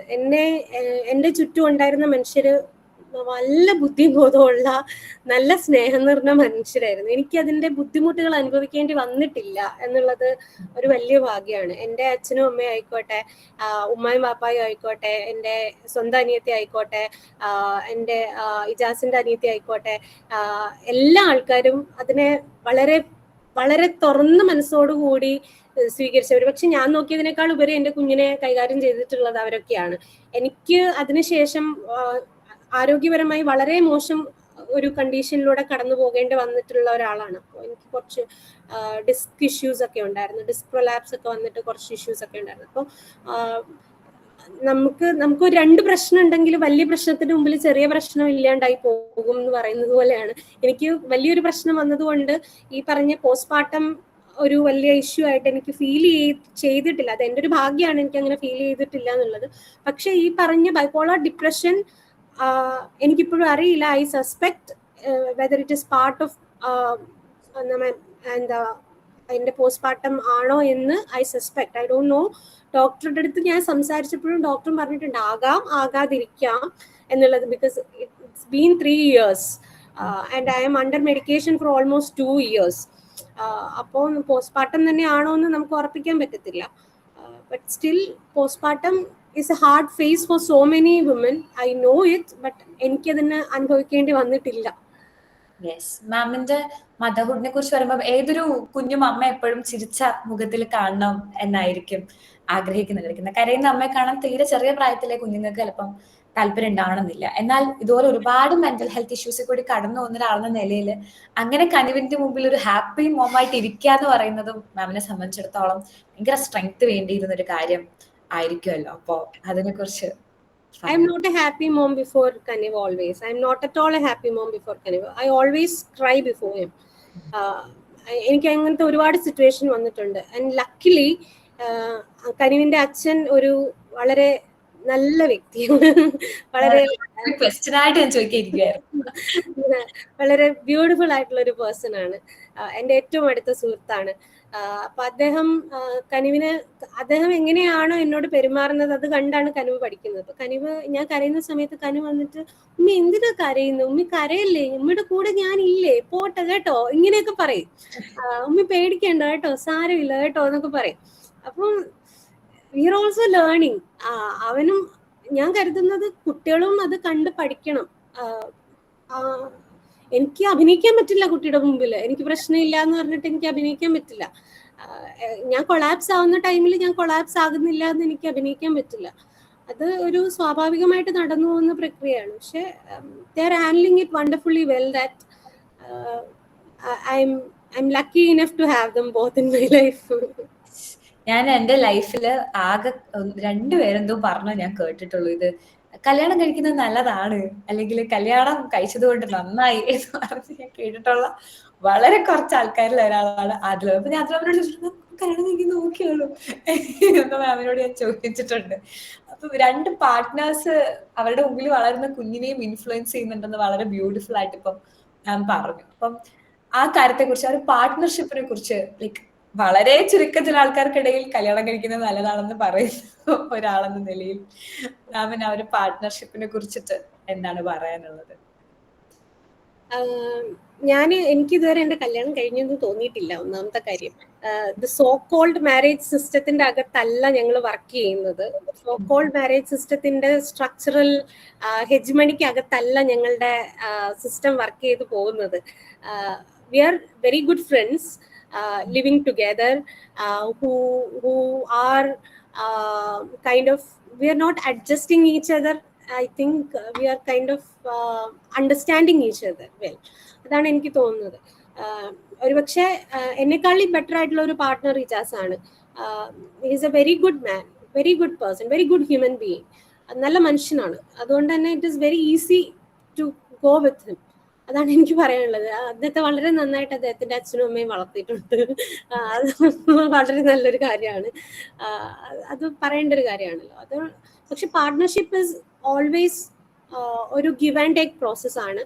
ആൻഡ് അതൊരു ഗ്രോത്ത് പ്രോസസ്സും കൂടെയാണ്. രണ്ടുപേര് ഒന്നിച്ച് കോൺട്രിബ്യൂട്ട് ചെയ്യേണ്ടുന്ന ഒരു പ്രോസസ്സാണ്. ഒരാൾ മാത്രം എപ്പോഴും അതിൻ്റെ അകത്ത് സഫക്കേറ്റ് ചെയ്യേണ്ടുന്ന ആളല്ല, ഒരാൾ മാത്രം എപ്പോഴും ഇവോൾവ് ചെയ്യേണ്ടുന്ന ആളല്ല. അത് ഒന്നിച്ച് രണ്ട് പേര് സംസാരിക്കേണ്ടുന്ന ഒരു പ്രോസസ്സാണ്. ആർക്ക് എന്തെപ്പോൾ വേണം, ആർക്ക് എന്തെപ്പോൾ വേണ്ട, എന്താണ് ഇതിൽ വർക്ക് ചെയ്യുന്നത്, എന്താണ് ഇതിൽ വർക്ക് ചെയ്യാത്തത് തുടങ്ങിയിട്ടുള്ള കാര്യങ്ങളെ നിരന്തരമായിട്ട് ഡിസ്കസ് ചെയ്യേണ്ടുന്ന ഒരു സ്പേസ് കൂടിയാണെന്നാണ് ഞാൻ വിചാരിക്കുന്നത് ഈ സോ കോൾഡ് പാർട്ട്ണർഷിപ്പ്. അത് അത്തരം സംസാരങ്ങൾ നടക്കുന്നുണ്ട് എന്നുള്ള കാരണം കൊണ്ട് it is going smooth as of now. And അത്തരം സംസാരങ്ങൾ നടക്കാത്തത് കൊണ്ടായിരിക്കാം ഒരുപാട് റിലേഷൻസിന്റെ അകത്ത് പ്രോബ്ലംസ് വരുന്നതെന്ന് ഞാൻ വിചാരിക്കുന്നു. മാം കനിവിനെ കുറിച്ച് വരുമ്പോ, കനിവ് വന്നതിന് ശേഷം മാമിന്റെ എഴുത്തിന്റെ ഭാഷയിൽ എന്തെങ്കിലും മാറ്റം ഉണ്ടായിട്ടുണ്ടോ? മാമിന്റെ എഴുത്തിനെ കനിവ് എന്തെങ്കിലും തരത്തിൽ ഇൻഫ്ലുവൻസ് ചെയ്തിട്ടുണ്ടോ? അവൻ ജനിച്ചു എന്നുള്ള ഒറ്റ കാരണം കൊണ്ട് മാത്രം ഞാൻ എഴുതി ഒരു ലേബർ റൂം എന്ന് പറഞ്ഞിട്ടൊരു കവിത എഴുതുണ്ടായി. എനിക്ക് അവന്റെ ജനനം കൊണ്ട് മാത്രം ഉണ്ടായിട്ടുള്ള ഒരു അനുഭവത്തിൽ നിന്ന് എഴുതിയ ഒരു കവിതയാണത്. കാരണം ഒരു ഗർഭിണിയായ ഒരു സ്ത്രീ കാണുന്ന ലേബർ റൂമിന്റെ അവസ്ഥ, അവിടെ മറ്റ് ഗർഭിണിയായിട്ടുള്ള സ്ത്രീകളെ കാണുന്നത്, അവിടെ കാണുന്ന പ്രതീക്ഷകള്, അവിടെ കാണുന്ന നിരാശകള്, അവിടെയുള്ള ആളുകളുടെ സംസാരങ്ങള്, അവിടുത്തെ ഡോക്ടർമാരുടെ ടെൻഷൻസ്, ഇത്തരം കാര്യങ്ങളൊക്കെ ഉണ്ടല്ലോ. അതൊക്കെ ഭാഷയിൽ പൊതുവായി വന്ന വ്യത്യാസം എന്ന് ഞാൻ പറയില്ല, പക്ഷെ പ്രമേയങ്ങളിൽ വരുന്ന വ്യത്യാസം കവിതയിൽ തീർച്ചയായിട്ടും കനിവിന് ശേഷം സ്റ്റാർക്കായിട്ടുള്ള ഒരു ഡിഫറൻസ് ഞാൻ പിക്ക് ചെയ്യുന്ന വിഷയങ്ങളിൽ വന്നിട്ടുണ്ട്. നമുക്ക് കുട്ടികളിലേക്ക് തന്നെ തിരിച്ചു വരികയാണെങ്കിൽ, നമ്മൾ പല ആൾക്കാരും എംപത്തറ്റിക് ഒക്കെയാണ്, പക്ഷെ നമ്മൾ പല ആൾക്കാരും പീപ്പിൾ പ്ലീസേഴ്സ് ആയിട്ട് മാറിയിട്ടുണ്ട്. നമ്മുടെ കുഞ്ഞിലത്തെ തന്നെ ചില പല കാര്യങ്ങൾ കാരണവും ഒക്കെ നമ്മൾ പീപ്പിൾ പ്ലീസേഴ്സ് ആയിട്ട് മാറിയിട്ടുണ്ട്. ഇപ്പോഴത്തെ കുഞ്ഞുങ്ങളെ, ഇപ്പൊ നമ്മുടെ കൂട്ടത്തിലും ചെറിയ കുട്ടികളൊക്കെ കൂട്ടത്തിൽ ഇപ്പൊ നമ്മുടെ ഓഡിയൻസിന്റെ അതിനകത്ത് ഉള്ളത് കൊണ്ട് എംപത്തി ഡെവലപ്പ് ചെയ്യുന്ന ആ ഒരു ടൈം പീരീഡിൽ തന്നെ പീപ്പിൾ പ്ലീസേഴ്സ് അല്ലാതെ നമുക്ക് എങ്ങനെയായിരിക്കും കുട്ടികളെ വാർത്തെടുക്കാൻ പറ്റുക? ചിന്തിച്ചിട്ടുണ്ടോ? ഈ ചോദ്യത്തിന് ഉത്തരം പറയാൻ ഞാൻ അർഹയല്ല. ഞാനൊരു വലിയ പീപ്പിൾ പ്ലീസർ ആയിരുന്നു എന്നുള്ളതാണ്. നോ പറയാൻ എനിക്ക് അറിയാൻ പാടില്ലായിരുന്നു. എനിക്ക് എന്നെ കൊണ്ടൊരു കാര്യം പറ്റത്തില്ലെങ്കിൽ എനിക്കത് പറ്റത്തില്ല എന്ന് പറയാൻ അറിയത്തില്ലായിരുന്നു. മറ്റുള്ളവരെ എങ്ങനെയെങ്കിലും പ്രീതിപ്പെടുത്തണം എന്നുള്ളതായിരുന്നു എൻ്റെ ഒരു കാലം വരെയുള്ള പ്രധാനപ്പെട്ട അജണ്ട എന്ന് പറയുന്നത്. ചെയ്യാൻ പറ്റത്തില്ല എന്ന് പറയാൻ അറിയത്തില്ല, എനിക്കിത് ഒക്കത്തില്ല എന്ന് പറയാൻ അറിയത്തില്ല. പക്ഷെ ഞാനത് പഠിക്കാൻ തുടങ്ങിയിട്ട്, അതായത് ഒരു എൻ്റെ 25 വയസ്സ് കഴിഞ്ഞിട്ടാണ് ഞാൻ പഠിച്ചത്. എന്നെ കൊണ്ട് പറ്റത്തില്ല എന്നുണ്ടെങ്കിൽ എനിക്ക് അത് ചെയ്യാൻ വയ്യ എന്ന് ബൗണ്ടറി ഇടണം എന്ന് ഞാൻ പഠിച്ചത് ഈ പ്രായത്തിലാണ്. ചെറിയ കുട്ടികളെ അത് ട്രെയിൻ ചെയ്യിക്കേണ്ടുന്ന ഒരു കാര്യമാണ്. ഇറ്റ് ഇസ് എ സ്കിൽ എന്ന് പറയുന്ന സാധനം തന്നെ അത് നമ്മൾ ട്രെയിൻ ചെയ്യിച്ചാൽ ബെറ്റർ ആവുന്ന ഒരു സാധനമാണ്, അല്ലേ? അത് നമ്മള് വെറുതെ കുട്ടി നാളെ തൊട്ട് നീ പീപ്പിൾ പ്ലീസർ ആവരുത് എന്ന് പറഞ്ഞാൽ അത് ശരിയാവില്ല. പീപ്പിൾ പ്ലീസർ ആവുന്നത് ഒരു കുട്ടിയുടെ വളരുന്ന അന്തരീക്ഷം കൂടെ ബേസ് ചെയ്തിട്ടാണ്. നമ്മൾ ആരെങ്കിലും പ്രീതിപ്പെടുത്താൻ വേണ്ടി ആയിരിക്കുമല്ലോ നമ്മളത് ചെയ്യുന്നുണ്ടാവുക. അപ്പൊ നമുക്കത് നിർത്തണം എന്നാണെങ്കിൽ ആരുടെയെങ്കിലും സപ്പോർട്ട് നിർബന്ധമായിട്ടും ആവശ്യം ഉണ്ടായിരിക്കും. അല്ലെങ്കിൽ നമ്മൾ സ്വന്തമായിട്ട് ഒരു ചീത്ത കുട്ടിയാകാൻ തയ്യാറായിരിക്കണം. എപ്പോഴും നല്ല കുട്ടിയുടെ സർട്ടിഫിക്കറ്റ് ആവശ്യമുള്ള ആൾക്കാരൊക്കെ ഒരു പീപ്പിൾ പ്ലീസർ ആകാതിരിക്കാൻ നിർവാഹമില്ല. സോ ഐ തിങ്ക് പുതിയ കാലത്തെ കുട്ടികൾക്ക് ഇപ്പം സ്കൂളിലാണെങ്കിലും ഒക്കെ നമ്മൾ പറഞ്ഞും പഠിപ്പിച്ചും കൊടുക്കേണ്ടുന്ന ചില വിഷയങ്ങളാണ്. നിങ്ങൾക്കൊരു കാര്യം പറ്റില്ല എന്നുണ്ടെങ്കിൽ നമ്മൾ പറയില്ലേ, ഗുഡ് ടച്ചും ബാഡ് ടച്ചും നമ്മൾ പറയില്ലേ. ബാഡ് ടച്ച് വരുമ്പോഴത്തേക്ക് നമ്മൾ നോ പറയാൻ പഠിക്കണം എന്ന് പറയുന്നത് പോലെ തന്നെയാണ്, നിങ്ങൾക്കൊരു കാര്യം ചെയ്യാൻ പറ്റില്ല എന്നുണ്ടെങ്കിൽ നിങ്ങൾ നോ പറയാൻ പഠിക്കണം. നിങ്ങൾക്ക് മറ്റുള്ളവരുടെ അടുത്ത് ഇതൊന്ന് ചെയ്തു തരാമോ, നീ ഹോംവർക്ക് ഒന്ന് എനിക്ക് എഴുതി തരാമോ എന്ന് ചോദിക്കുമ്പോൾ നോ ഐ കാണ്ട് എന്ന് എനിക്ക് പറയാൻ പറ്റണം എന്നുള്ളത് it is a skill and you have to teach it and you have to practice it.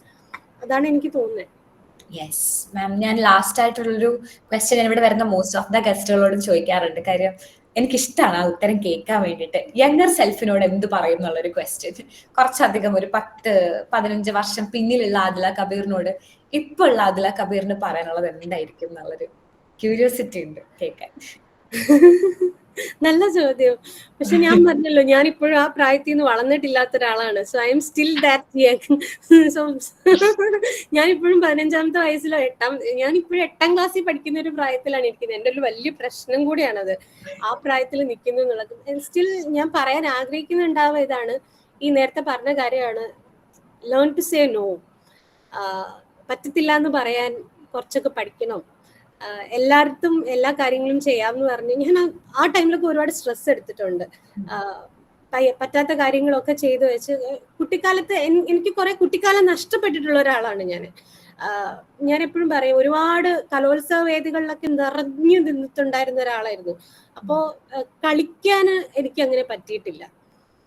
കളി നിഷേധിക്കപ്പെട്ട പോയിട്ടുള്ള കുറെ സിറ്റുവേഷൻസ് ഉണ്ടായിട്ടുണ്ട്. അപ്പൊ എന്റെ കസിൻസ് ഒക്കെ കളിക്കുന്ന സമയത്ത് എനിക്ക് കളിക്കാൻ പറ്റില്ല. ഞാൻ സ്പീച്ചൊക്കെ പഠിച്ച് പോയിംസ് ഒക്കെ പഠിച്ച് അങ്ങനെ ഇരിക്കുന്ന ടൈമായിരിക്കും. അപ്പൊ അതൊക്കെ അത്രയൊന്നും വേണം എന്നില്ല. യു ആർ ഇനഫ് എന്ന് പറയാനാണ് എനിക്കിഷ്ടം. ഇപ്പൊ എനിക്ക് അങ്ങനെ തോന്നുന്നു, you are enough, you are good enough. ഒരു 15 വയസ്സുള്ള ഒരു പെൺകുട്ടി ഇന്നിപ്പോ മാമിന്റെ അടുത്ത് വന്നിട്ട് ഒരു അഡ്വൈസ് തരുമോ, അല്ലെങ്കിൽ 25 വയസ്സുള്ള ഒരു കുട്ടി വന്നിട്ട് ഒരു ഗേളിന് ഒരു അഡ്വൈസ് കൊടുക്കുമോ എന്ന് ചോദിച്ചാൽ ആദില കബീർ കൊടുക്കുന്ന ഒരു അഡ്വൈസ് എന്തായിരിക്കും? ഒരു പെൺകുട്ടിയാണ് ചോദിക്കുന്നതെങ്കിൽ ഞാൻ പറയും, believe in your gut feelings എന്ന്. നിങ്ങൾക്ക് എന്തെങ്കിലും ഗട്ട് ഫീലിങ്സ് തോന്നുവാണെന്നുണ്ടെങ്കിൽ ബിലീവ് ഇൻ ഇറ്റ് എന്ന് ഞാൻ പറയും. യെസ് മാം, ഇനി നമുക്ക് കുറച്ച് റാപ്പിഡ് ഫയർ ക്വസ്റ്റ്യൻസിലേക്ക് പോവാം.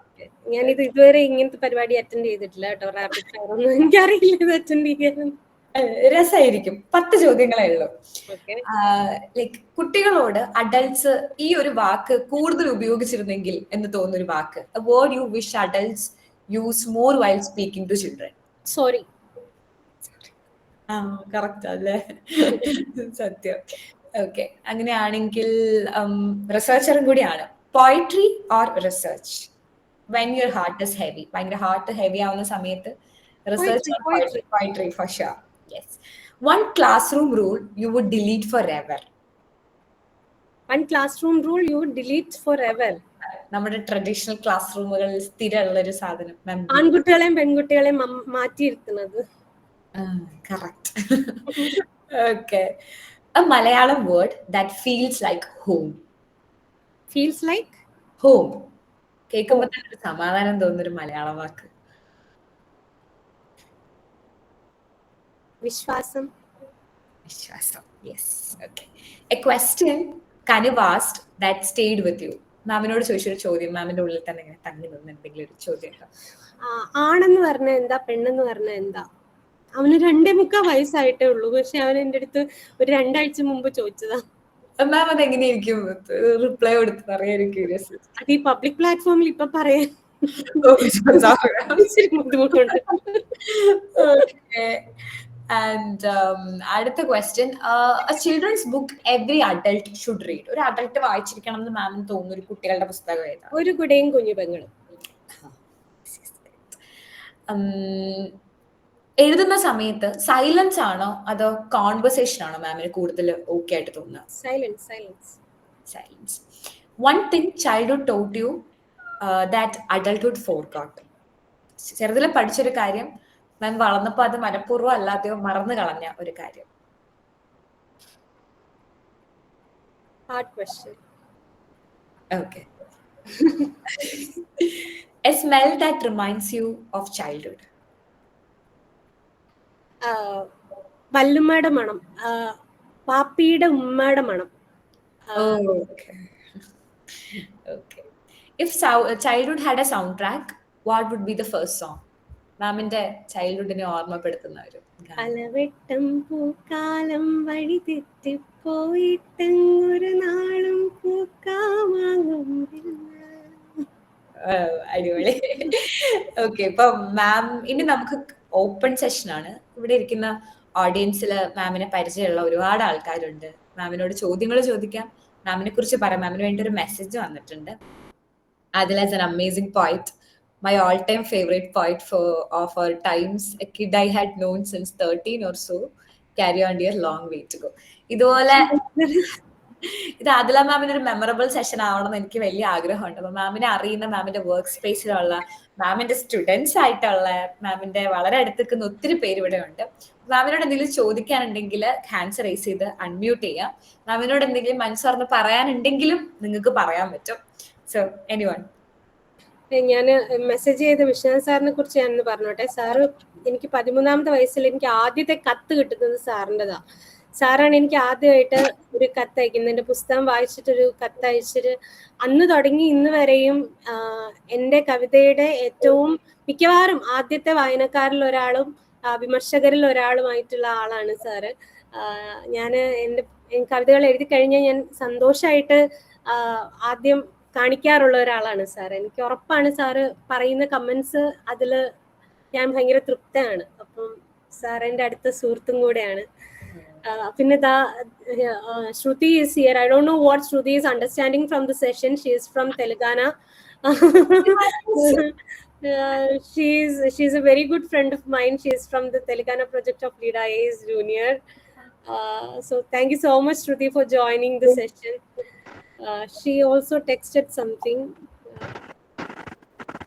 Actually, നിങ്ങൾ അൺമ്യൂട്ട് ചെയ്ത് പറഞ്ഞു കേൾക്കുകയാണെങ്കിൽ it would be so happy. ചിത്ര ജയകുമാർ മാം അധ്യാപികയാണ്. ആദിലയ്ക്ക് വേണ്ടി മാത്രം ഞാൻ ഈ ഒരു മണിക്കൂർ മാറ്റി വെച്ചതാട്ടോ. വളരെ വളരെ സന്തോഷം. എൻ്റെ കുഞ്ഞ് ആദിലക്കുട്ടി വീണ്ടും വളരെ സജീവമായിട്ട് വീണ്ടും തിരിച്ച് വന്നിരിക്കുന്നു എന്നുള്ളത് കണ്ടിട്ട് ഭയങ്കര സന്തോഷം. പിന്നെ ഞാനിങ്ങനെ ആദിലയെ കുറിച്ച് പറയാനാണെങ്കിൽ സമയം 1 മണിക്കൂറല്ല, എത്ര നേരം വേണമെങ്കിലും പറയാട്ടോ എല്ലാരോടും. ഞാൻ ആദില പഠിച്ചിരുന്ന സെയിന്റ് ജോസഫ്സ് കോളേജിലെ ടീച്ചറായിരുന്നു. ആ സമയത്ത് ഞാൻ പലപ്പോഴും കോളേജ് കോളേജ് യൂണിയന്റെ സ്റ്റാഫ് അഡ്വൈസറായിട്ട് ഇരുന്നിട്ടുള്ള ആളാണ്. അങ്ങനെ ആദിലയും ഞാനും തമ്മിൽ പരിചയപ്പെട്ട അന്നു മുതൽ ഇന്ന് വരെ ഒരു അമ്മ മോൾ റിലേഷൻഷിപ്പാണ് ഞങ്ങൾ തമ്മിലുള്ളത്. എനിക്കൊന്ന് ആദിലെ നമ്മൾ നേരിട്ട് ആദിലയുടെ കല്യാണത്തിന് ശേഷം ഞാൻ ഇന്നാണ് ആദിലെ ഇങ്ങനെ ഒരു സ്ക്രീനിലെങ്കിലും കാണുന്നത് കേട്ടോ. പിന്നെ ചൈൽഡിസത്തിനെ കുറിച്ചും ഒക്കെ ആദിലയുടെ റിസർച്ച് ടോപ്പിക്സിനെ കുറിച്ചൊക്കെ നമ്മൾ ഒരുപാട് സംസാരിച്ചിട്ടുണ്ട്. എനിക്ക് പറയാൻ കുറേ കാര്യങ്ങളുണ്ട്. പക്ഷെ ഇതിൽ നമ്മളിപ്പോ ചൈൽഡിസത്തിനെ കുറിച്ചൊക്കെ പറഞ്ഞപ്പോൾ എനിക്ക് ഖലീൽ ജിബ്രാന്റെ വേർഡ്സ് ഒക്കെ ഓർമ്മ വന്നു. അതേപോലെ നമ്മൾ പണ്ട് പറഞ്ഞിരുന്ന പല പ്രസംഗങ്ങൾ ഓർമ്മ വന്നു. പിന്നെ ആദില പറഞ്ഞതുപോലെ ആദിലയാണ് കേട്ടോ ഞങ്ങളുടെ കോളേജിൽ ഒരുപാട് മാറ്റങ്ങൾ കൊണ്ടുവന്ന, ഞങ്ങളുടെ കോളേജ് യൂണിയനിൽ ഒരുപാട് മാറ്റങ്ങൾ കൊണ്ടുവന്ന ഒരാളാണ് Adila. Adila college union chairperson ആയി കഴിഞ്ഞപ്പോഴേക്കും ഒരുപാട് നല്ല നല്ല പ്രോഗ്രാംസും ക്രിയേറ്റീവ് ആയിട്ടുള്ള ഒരുപാട് കാര്യങ്ങൾ, എനിക്ക് തോന്നുന്നു യൂണിയൻ ഒരു പേര് തന്നെ ഇട്ടത് ആദിലയുടെ ബാച്ചാന്ന് തോന്നുന്നു, ബോധി എന്നായിരുന്നു എന്റെ ഓർമ്മ ശരിയാണ് അല്ലേ? ആ, അങ്ങനെ ബോധി എന്ന് പറഞ്ഞൊരു കോളേജ് യൂണിയൻ വളരെ ബോധ്യത്തോടു കൂടി വളരെ ഒരുപാട് നല്ല കാര്യങ്ങൾ കൊണ്ടുവരികയും ഒരുപാട് കോളേജിൽ ഒരുപാട് പുതിയ പുതിയ പ്രവർത്തനങ്ങൾക്കൊക്കെ ഒരുപാട് തുടക്കം കുറിച്ച ഒരാളാണ് ആദില. പിന്നെ ആദിലയെ കുറിച്ച് പറയുമ്പോൾ ഞങ്ങൾ ടീച്ചേഴ്സ് പോലും പലപ്പോഴും ആദിലയുടെ അടുത്ത് പല കാര്യങ്ങൾ ചോദിച്ച് മനസ്സിലാക്കിയിട്ടുണ്ട്. അതെനിക്ക് പറയുന്നതിൽ യാതൊരു പ്രശ്നവുമില്ല.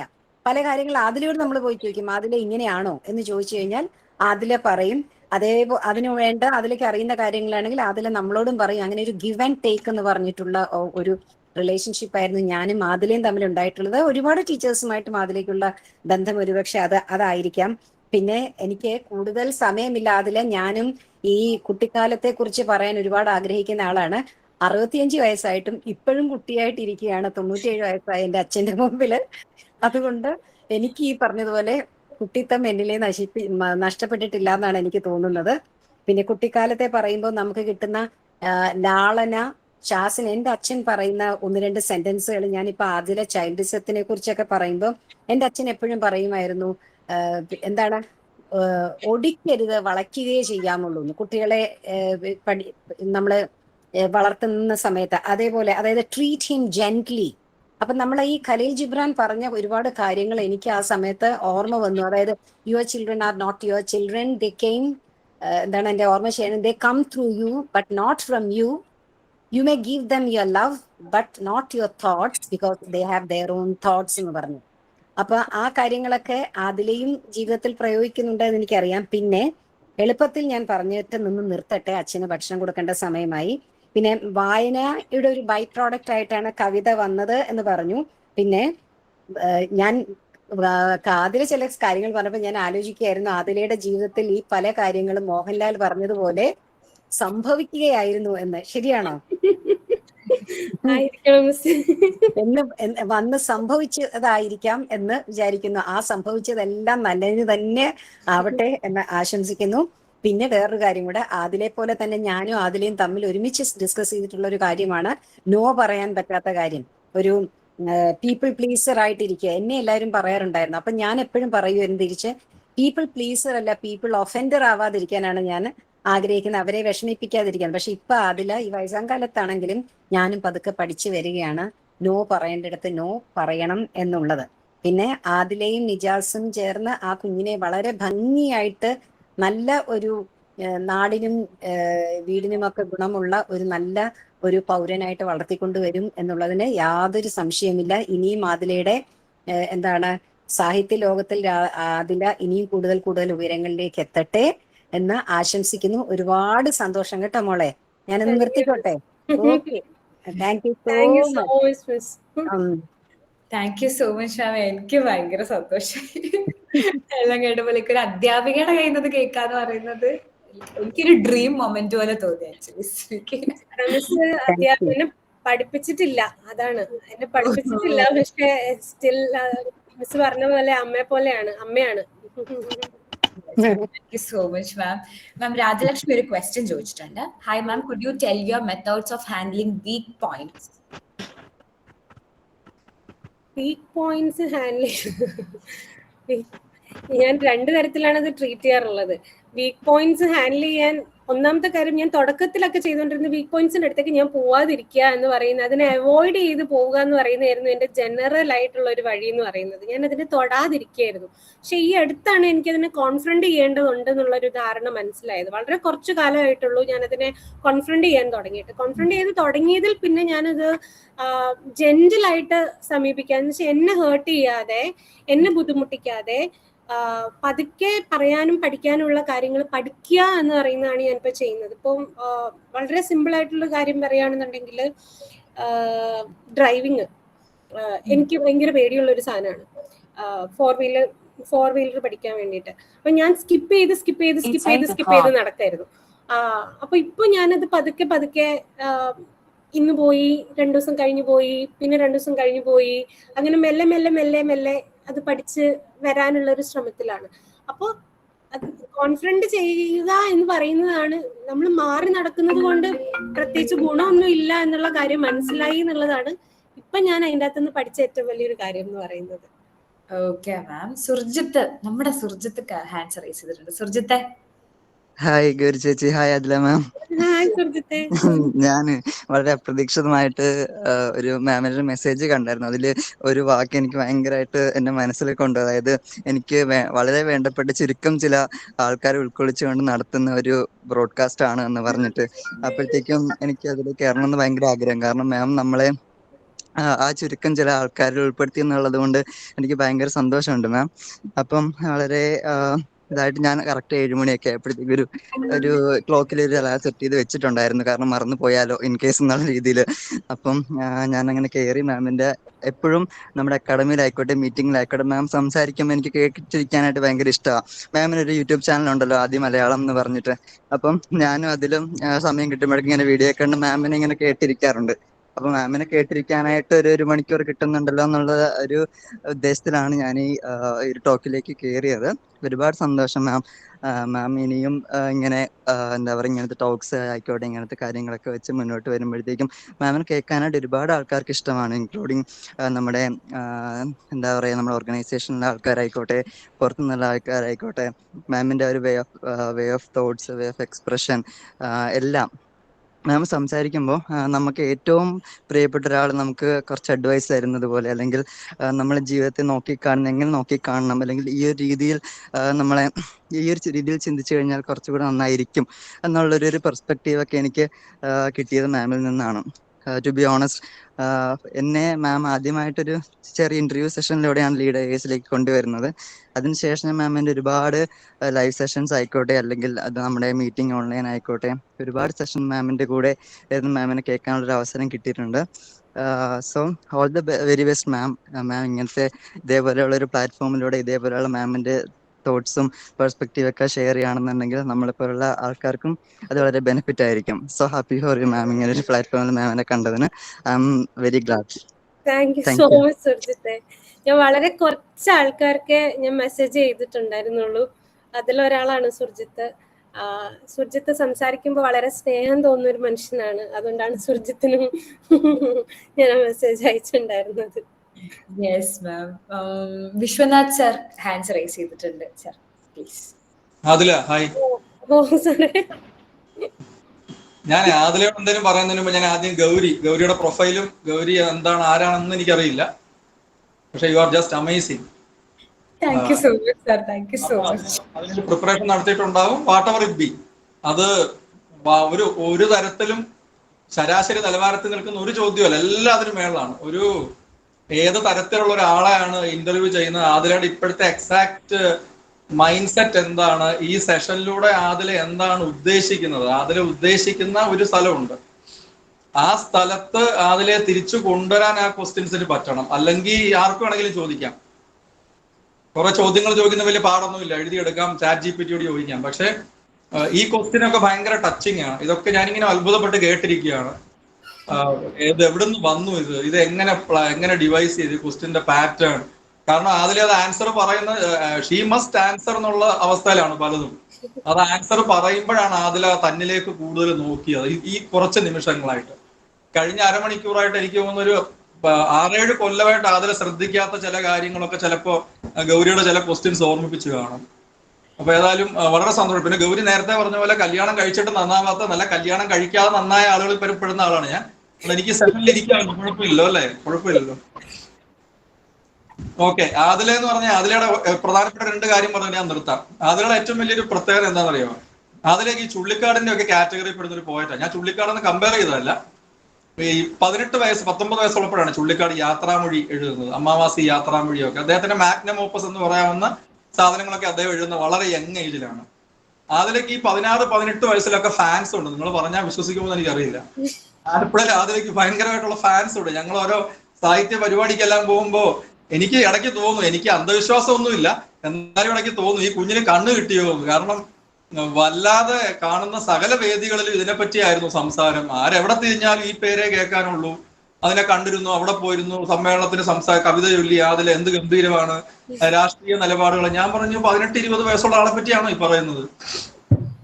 അപ്പൊ അതിലേക്ക് അന്ന് തന്നെ ഒരു 35 വയസ്സിലേക്ക് ഒരാൾ എത്തേണ്ട സ്റ്റാർട്ടപ്പ്, എനിക്ക് തോന്നുന്നു ഈ ഒരു അതിലൂടെ പല ഇഷ്യൂസിനും ഒരു റീസൺ അതാണ്. നമ്മളെ ഈ പോയറ്റ്സിനെ കുറിച്ചൊക്കെ പഠിക്കുമ്പോൾ അതിലെ കൂടുതലായിട്ട് അത് പഠിച്ചു കാണും. ജോൺ കീറ്റ്സിന്റെ ഒക്കെ ലൈഫ് പഠിക്കുമ്പോൾ 26 വയസ്സ് 30 വയസ്സിലൊക്കെയാണ് അവർ ലൈഫ് തന്നെ തീർന്നത് അവരുടെ. അതിന്റെ പ്രധാനപ്പെട്ട കാരണം അനലൈസ് ചെയ്യാൻ പറയുന്നത് അവരുടെ മെന്റൽ സ്പേസ് ഏജ് വളരെ കൂടുതലാണ്. അവരുടെ ഒരു മാനസിക കാലമുണ്ട്. അവര് ഫിസിക്കലി 26 വർഷം ആയി കാണത്തുള്ളൂ ഭൂമി വന്നിട്ട്. പക്ഷെ 18 വയസ്സ് തൊട്ട് അയാൾ എഴുതിയ കവിതകളിൽ അയാൾ ജീവിച്ചൊരു കാലം ഉണ്ട്. ആ സ്പാൻ എന്ന് പറയുന്നത് ഭയങ്കര വൈൽഡാണ്, വിയേർഡാണ്. ശരിക്കും എല്ലാം അത് ഒരു തരത്തിലും അതിനെ നിങ്ങൾക്ക് അനലൈസ് ചെയ്യാൻ പറ്റില്ല. അതിലേക്ക് അത് പറ്റി കിടക്കും. അതിൽ അത്ര ഇൻപുട്ടായിരുന്നു. ആ അമ്മാളു പോട്ടെ, അമ്മാളുവിനെ മാറ്റി നിർത്തിയ പിന്നീട് വന്ന ശലഭമഴയും അടുത്ത അവർണയും, ഈ 2 കവിതാ സമാഹാരങ്ങളിലെ എല്ലാ കവിതകളും ഭയങ്കര ഇന്റൻസ് ആണ്. ആ കവിതകൾ എഴുതുമ്പോൾ അതിലിട്ടിരിക്കുന്ന ഇൻപുട്ടിനെ കുറിച്ച് ഓർക്കുമ്പോൾ എനിക്ക് ഇപ്പോഴും ഭയങ്കര വിഭ്രമമാണ്. ഞാൻ എൻ്റെ ഒരു ലേഖനത്തിൽ എഴുതിയിട്ടുണ്ട്, കരള് കറി റെസിപ്പി എന്നൊക്കെ പറഞ്ഞൊരു കവിതയുണ്ട്. അതൊക്കെ നിങ്ങൾ വായിക്കണം. വായിച്ചാൽ നിങ്ങൾ ഔട്ടാകും, ബ്ലാക്ക് ഔട്ട് ആകും നിങ്ങൾ. അതൊന്നും ഒരു സാമാന്യപ്പെട്ട മനുഷ്യൻ, ഒന്നും ഫ്ലാറ്ററിംഗ് ഒന്നും അല്ല, അതിന്റെ ആവശ്യമില്ല. ഇത് ഒരു സാമാന്യപ്പെട്ട മനുഷ്യന്റെ പദങ്ങളുടെ ആ ഒരു പരിധിയിൽപ്പെടുന്ന സാധനം ഒന്നും അല്ല അത് ശരിക്കും.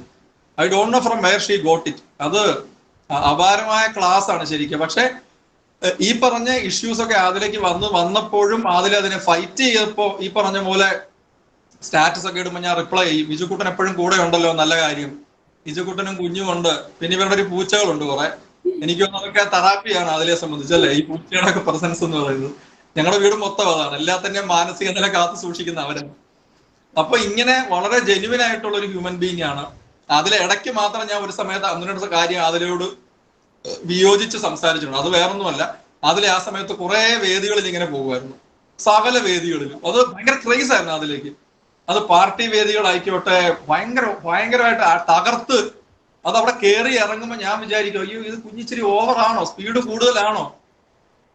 17 ആയുള്ളൂ, 18 ആയുള്ളൂ, ഡിഗ്രി സെക്കൻഡ് ഇയർ അല്ലേ ആയുള്ളൂ. ഇപ്പോഴേ ഒരു ദിവസം എനിക്ക് രാവിലെ 10 മണിക്ക് അവിടെ പ്രോഗ്രാം ഉണ്ട് സാർ, ഞായറാഴ്ച വൈകിട്ട് 4 മണിക്ക് പോണ്ടാനത്തുണ്ട്, 6:30 ഇവിടെ പറവൂരുണ്ട്. അപ്പൊ ഞാൻ വിചാരിക്കും, അയ്യോ ഇതൊരു 60 വയസ്സുള്ള ആളൊക്കെ പറയത്തില്ലേ നമ്മുടെ ഷെഡ്യൂള്, ഈ പ്രായമുള്ള എഴുത്തുകാരൊക്കെ. അതുപോലെ ഇതിപ്പോ പറയുമ്പം ഞാൻ വിചാരിച്ചു, is she straining herself too much എന്ന് ഞാൻ വിചാരിക്കുമായിരുന്നു. പക്ഷെ എനിക്ക് മനസ്സിലായത് അതിലെ അത് റിയലൈസ് ചെയ്യാനുള്ളൊരു പരീക്ഷണങ്ങളായിരുന്നു അതൊക്കെ. ക്യാൻ ഐ ഡു ഇറ്റ്, എനിക്കത് പറ്റുമോ എന്നുള്ള പരീക്ഷണങ്ങളായിരുന്നു. അപ്പൊ ഏതായാലും ഞാൻ കൂടുതൽ സംസാരിക്കുന്നില്ല. എനിക്ക് അതിലുള്ള പോസ്റ്റ് കണ്ടപ്പോൾ ഉണ്ടായ ഏറ്റവും വലിയ അത്ഭുതം എന്ന് പറയുന്നത്, ഈ മുമ്പേ നമ്മുടെ അദ്ദേഹം പറഞ്ഞ പോലെ, സുർജിത്ത് പറഞ്ഞ പോലെ, എനിക്കറിയാം അതിലൂടെ ആ ബസ്സിൽ ഞാനുണ്ടെന്ന്, അതെനിക്ക് അറിയാഴിയൊന്നുമില്ല.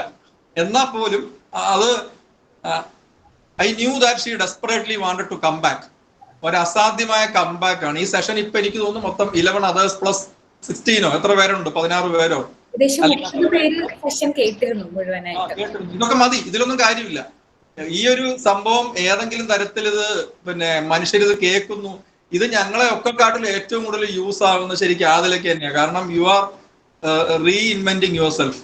അതിലെ കഴിഞ്ഞ് ഇത്രയും നേരമായിട്ട് ഗൗരിയുടെ ഓരോരോ ക്വസ്റ്റ്യൻസിലൂടെ അതിനകത്ത് ആൻസറിലേക്ക് എത്തുമ്പോഴും ഞാൻ ഇതുവരെ പോയിരുന്ന വഴികളെ കുറിച്ചും മിസ് ചെയ്ത കാര്യങ്ങളെ കുറിച്ചും ചെയ്യാമായിരുന്ന കാര്യങ്ങളെ കുറിച്ചും ഒക്കെ റീഇൻവെന്റ് ചെയ്ത് പഴയ ആദില കബീർ എന്ന് പറയുന്നത് വെറുതെ ഈ പാസ്റ്റിലെ ആളല്ല ഞാൻ പറയുന്നത്. ആ ഒരു സ്ട്രെങ്ത്, അതിലെ എഴുതിയ പ്രിയപ്പെട്ട അനിയത്തിക്കുറിപ്പ് എന്ന് തുടങ്ങുന്ന കത്ത് എൻ്റെ കയ്യിൽ ഇപ്പോഴും ഉണ്ട്. ആ കത്ത് ഇതിനകത്ത് ആ കത്തുണ്ട്. എന്റെ ബാക്കിൽ കാണുന്ന MT ONV Akkitham Sreekumaran Thampi, BC Sreejan, കുഞ്ഞിപ്പുഴ Sreekumar, അവരുടെയൊക്കെ എഴുത്തുകളാണ്. എനിക്ക് അയച്ച എഴുത്തുകൾ ഞാൻ ഇത് വെച്ചില്ല, ഫ്രെയിം ചെയ്ത് വെച്ചില്ല. അതിലൂടെ എഴുത്ത് അതിനകത്തുണ്ട്. അപ്പൊ അതിലെന്ന് പറഞ്ഞാൽ എന്നെ സംബന്ധിച്ച് ഞങ്ങളുടെ ഒരു കുട്ടി ജ്ഞാനപീഠമാണ് അതില. അതുകൊണ്ട് തന്നെ റോബർട്ട് ഫ്രോസ്റ്റ് പറഞ്ഞ പോലെ കാട് കുറെ വലുതാണ്, ഞങ്ങൾക്ക് ഇഷ്ടം പോലെ ജോലികൾ ചെയ്യാനുണ്ട് എന്ന് മറ്റേ എവിടെ എഴുതിയില്ലേ, അതുപോലെ ധാരാളം വലിയ ഉറക്കത്തിന് മുമ്പ് ഇഷ്ടം പോലെ കാര്യങ്ങൾ ഇനി കിടക്കുന്നു. കാരണം എനിക്ക് ഒന്ന് കുറെ നാൾ കഴിഞ്ഞ് 2 ഫ്രെയിമിലായിട്ട് അതിലെയും കുഞ്ഞും കൂടി ഇരുന്ന് ഇതുപോലൊരു സെഷൻ, അന്ന് അതിലെ ഒരു 6 or 7 പുസ്തകങ്ങൾ കംപ്ലീറ്റ് ആയി കാണും, ഡോക്ടറൽ ജോലികൾ കംപ്ലീറ്റ് ആയി കാണും, വലിയ അതിലേക്ക് ആലോചിക്കാൻ പോലും പറ്റാത്തൊരു സ്ഥലത്ത് പ്ലേസ്ഡ് ആയി കാണും. അത്രയും പീക്കിൽ നിൽക്കുന്ന സമയത്ത് ഗൗരി തന്നെ അന്നും ഇന്റർവ്യൂ ചെയ്യണം എനിക്ക് ആഗ്രഹമുണ്ട്. ഗൗരി തന്നെ വിചിത്രമായ എന്തെങ്കിലും പുതിയ ചോദ്യങ്ങളുമായിട്ട് വരണം എന്ന് ഞാൻ ആഗ്രഹിക്കുന്നു. Okay Adila, all the best. Gauri, congrats. Thank you. Thank you so much sir, thank you so much. Vineeth എന്ന് പറഞ്ഞിട്ടുള്ള ആ ചേട്ടൻ ഹാൻഡ്സ് റേസ് ചെയ്തിരുന്നു. വിനീത്, ഹലോ. വിനീതേ. യെസ്, എനിക്കിങ്ങനെ മറ്റേ സാഹിത്യപരമായിട്ട് അതിനെ പറ്റി പറയാനൊന്നും അറിയില്ല. പക്ഷെ ഞാൻ വായിച്ചിട്ടുള്ളതിനേക്കാൾ കൂടുതലും നേരിട്ട് സംസാരിച്ചിട്ടുള്ളതിനേക്കാൾ കൂടുതലും ഫോണിലൂടെ ആവും സംസാരിച്ചിട്ടും പരിചയപ്പെട്ടിട്ടും ഒക്കെ ഉണ്ടാവുക.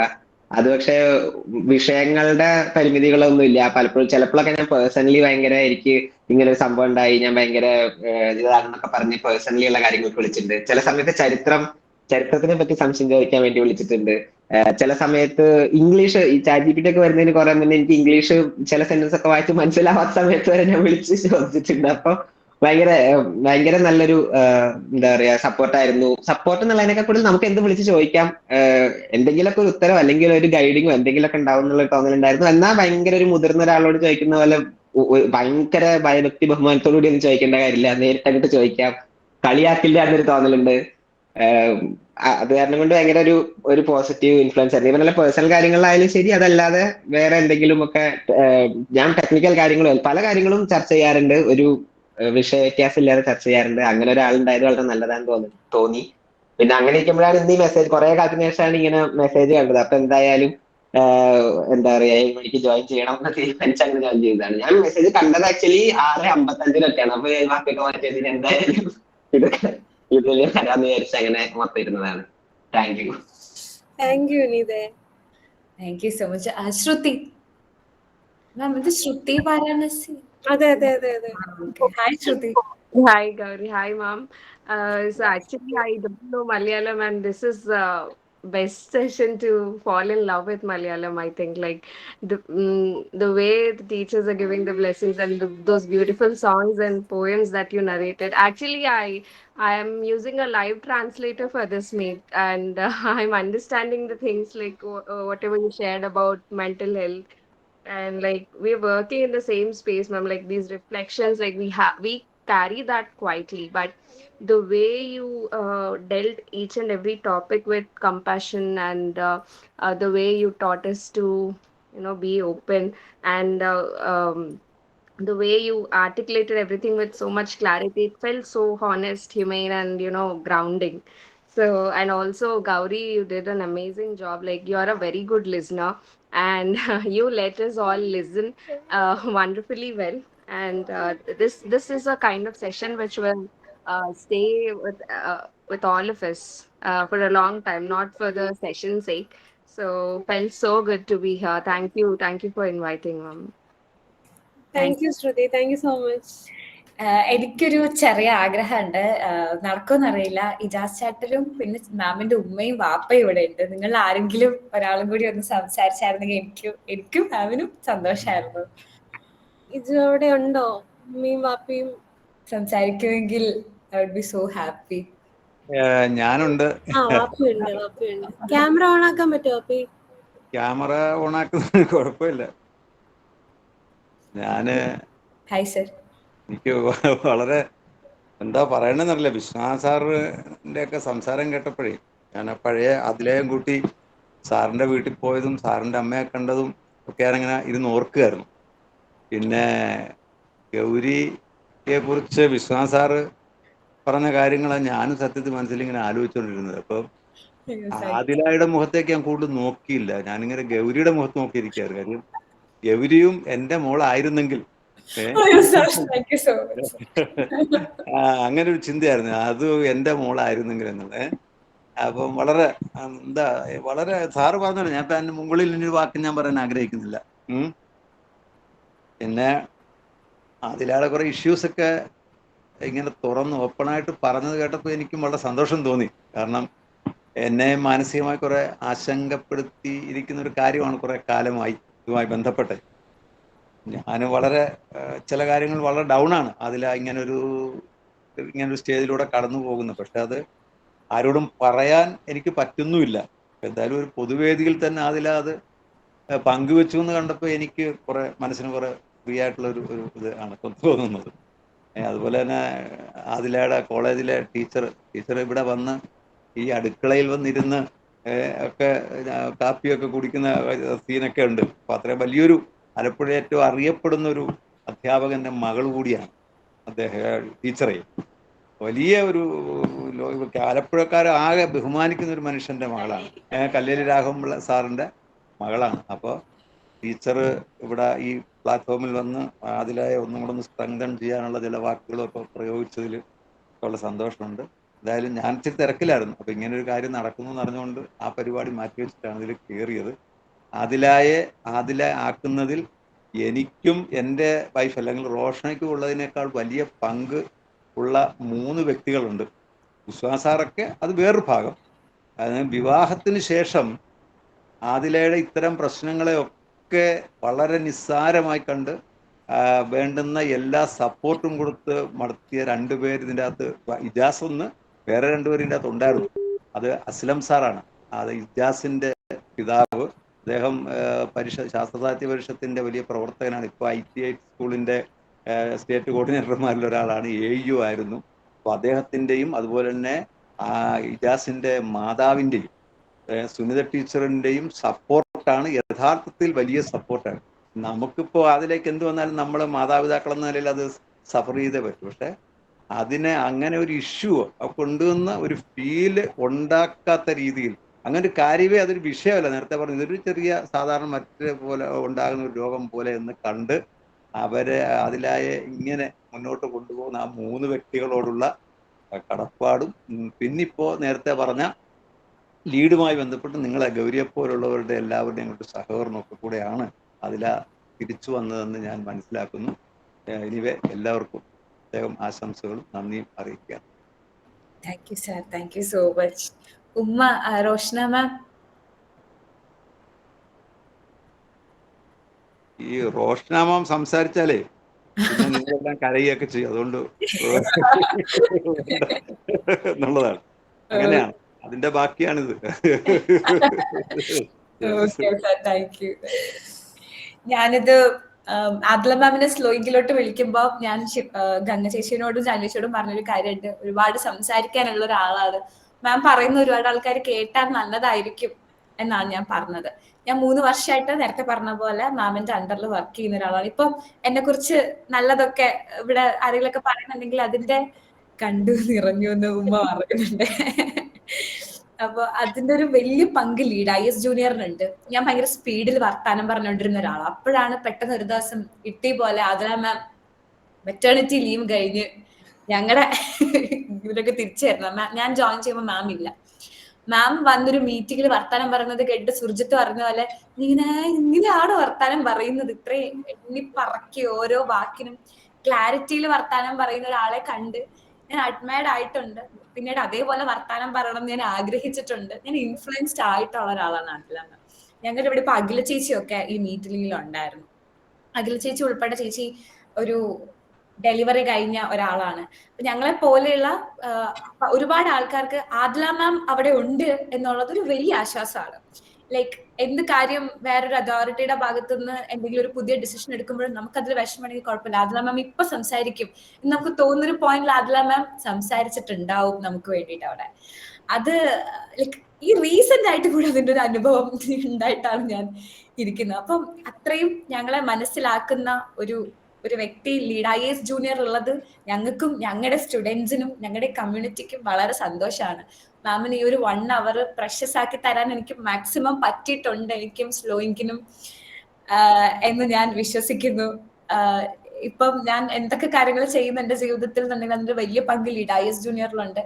അതിന്റെ ഒരു വലിയ പങ്ക് ആദില മാമിനുണ്ട്. ഞാൻ എന്ത് പുതിയ ആങ്കറിങ് സാധനം വന്നാലും ആദ്യം പോയി പറയുന്ന എന്റെ ഫ്രണ്ട്സിനോട് പറയുന്ന പോലെ ഞാൻ ആദില മാമിനോട് പറഞ്ഞു, മാം എനിക്കിത് കിട്ടി, ഞാൻ പോണുണ്ട് എന്ന് പറയാറുണ്ട്. കാര്യം അതിൽ സന്തോഷിക്കുന്ന ഒരാളാണ് മാം എന്ന് ഉറപ്പുള്ളതുകൊണ്ട്. അതുകൊണ്ടാണ് മാമിനെ സ്ലോയ്ക്ക് തുടങ്ങിയ സമയം തൊട്ട് ഞാൻ ഇൻവൈറ്റ് ചെയ്യും, നിങ്ങളുടെക്ക് വരൂ മാം വരൂ എന്ന് പറഞ്ഞിട്ട്. മാം വന്നതിന് ഒരുപാട് താങ്ക് യു. മാമിന്റെയും കൂടി ഒരു 1 hour എക്സ്പീരിയൻസ് കേട്ടിട്ട് ഞങ്ങളുടെ ഫൗണ്ടർ ഗംഗ ചേച്ചിക്ക് ഞാൻ ഹാൻഡ് ഓവർ ചെയ്യുന്നതായിരിക്കും. Ma'am please.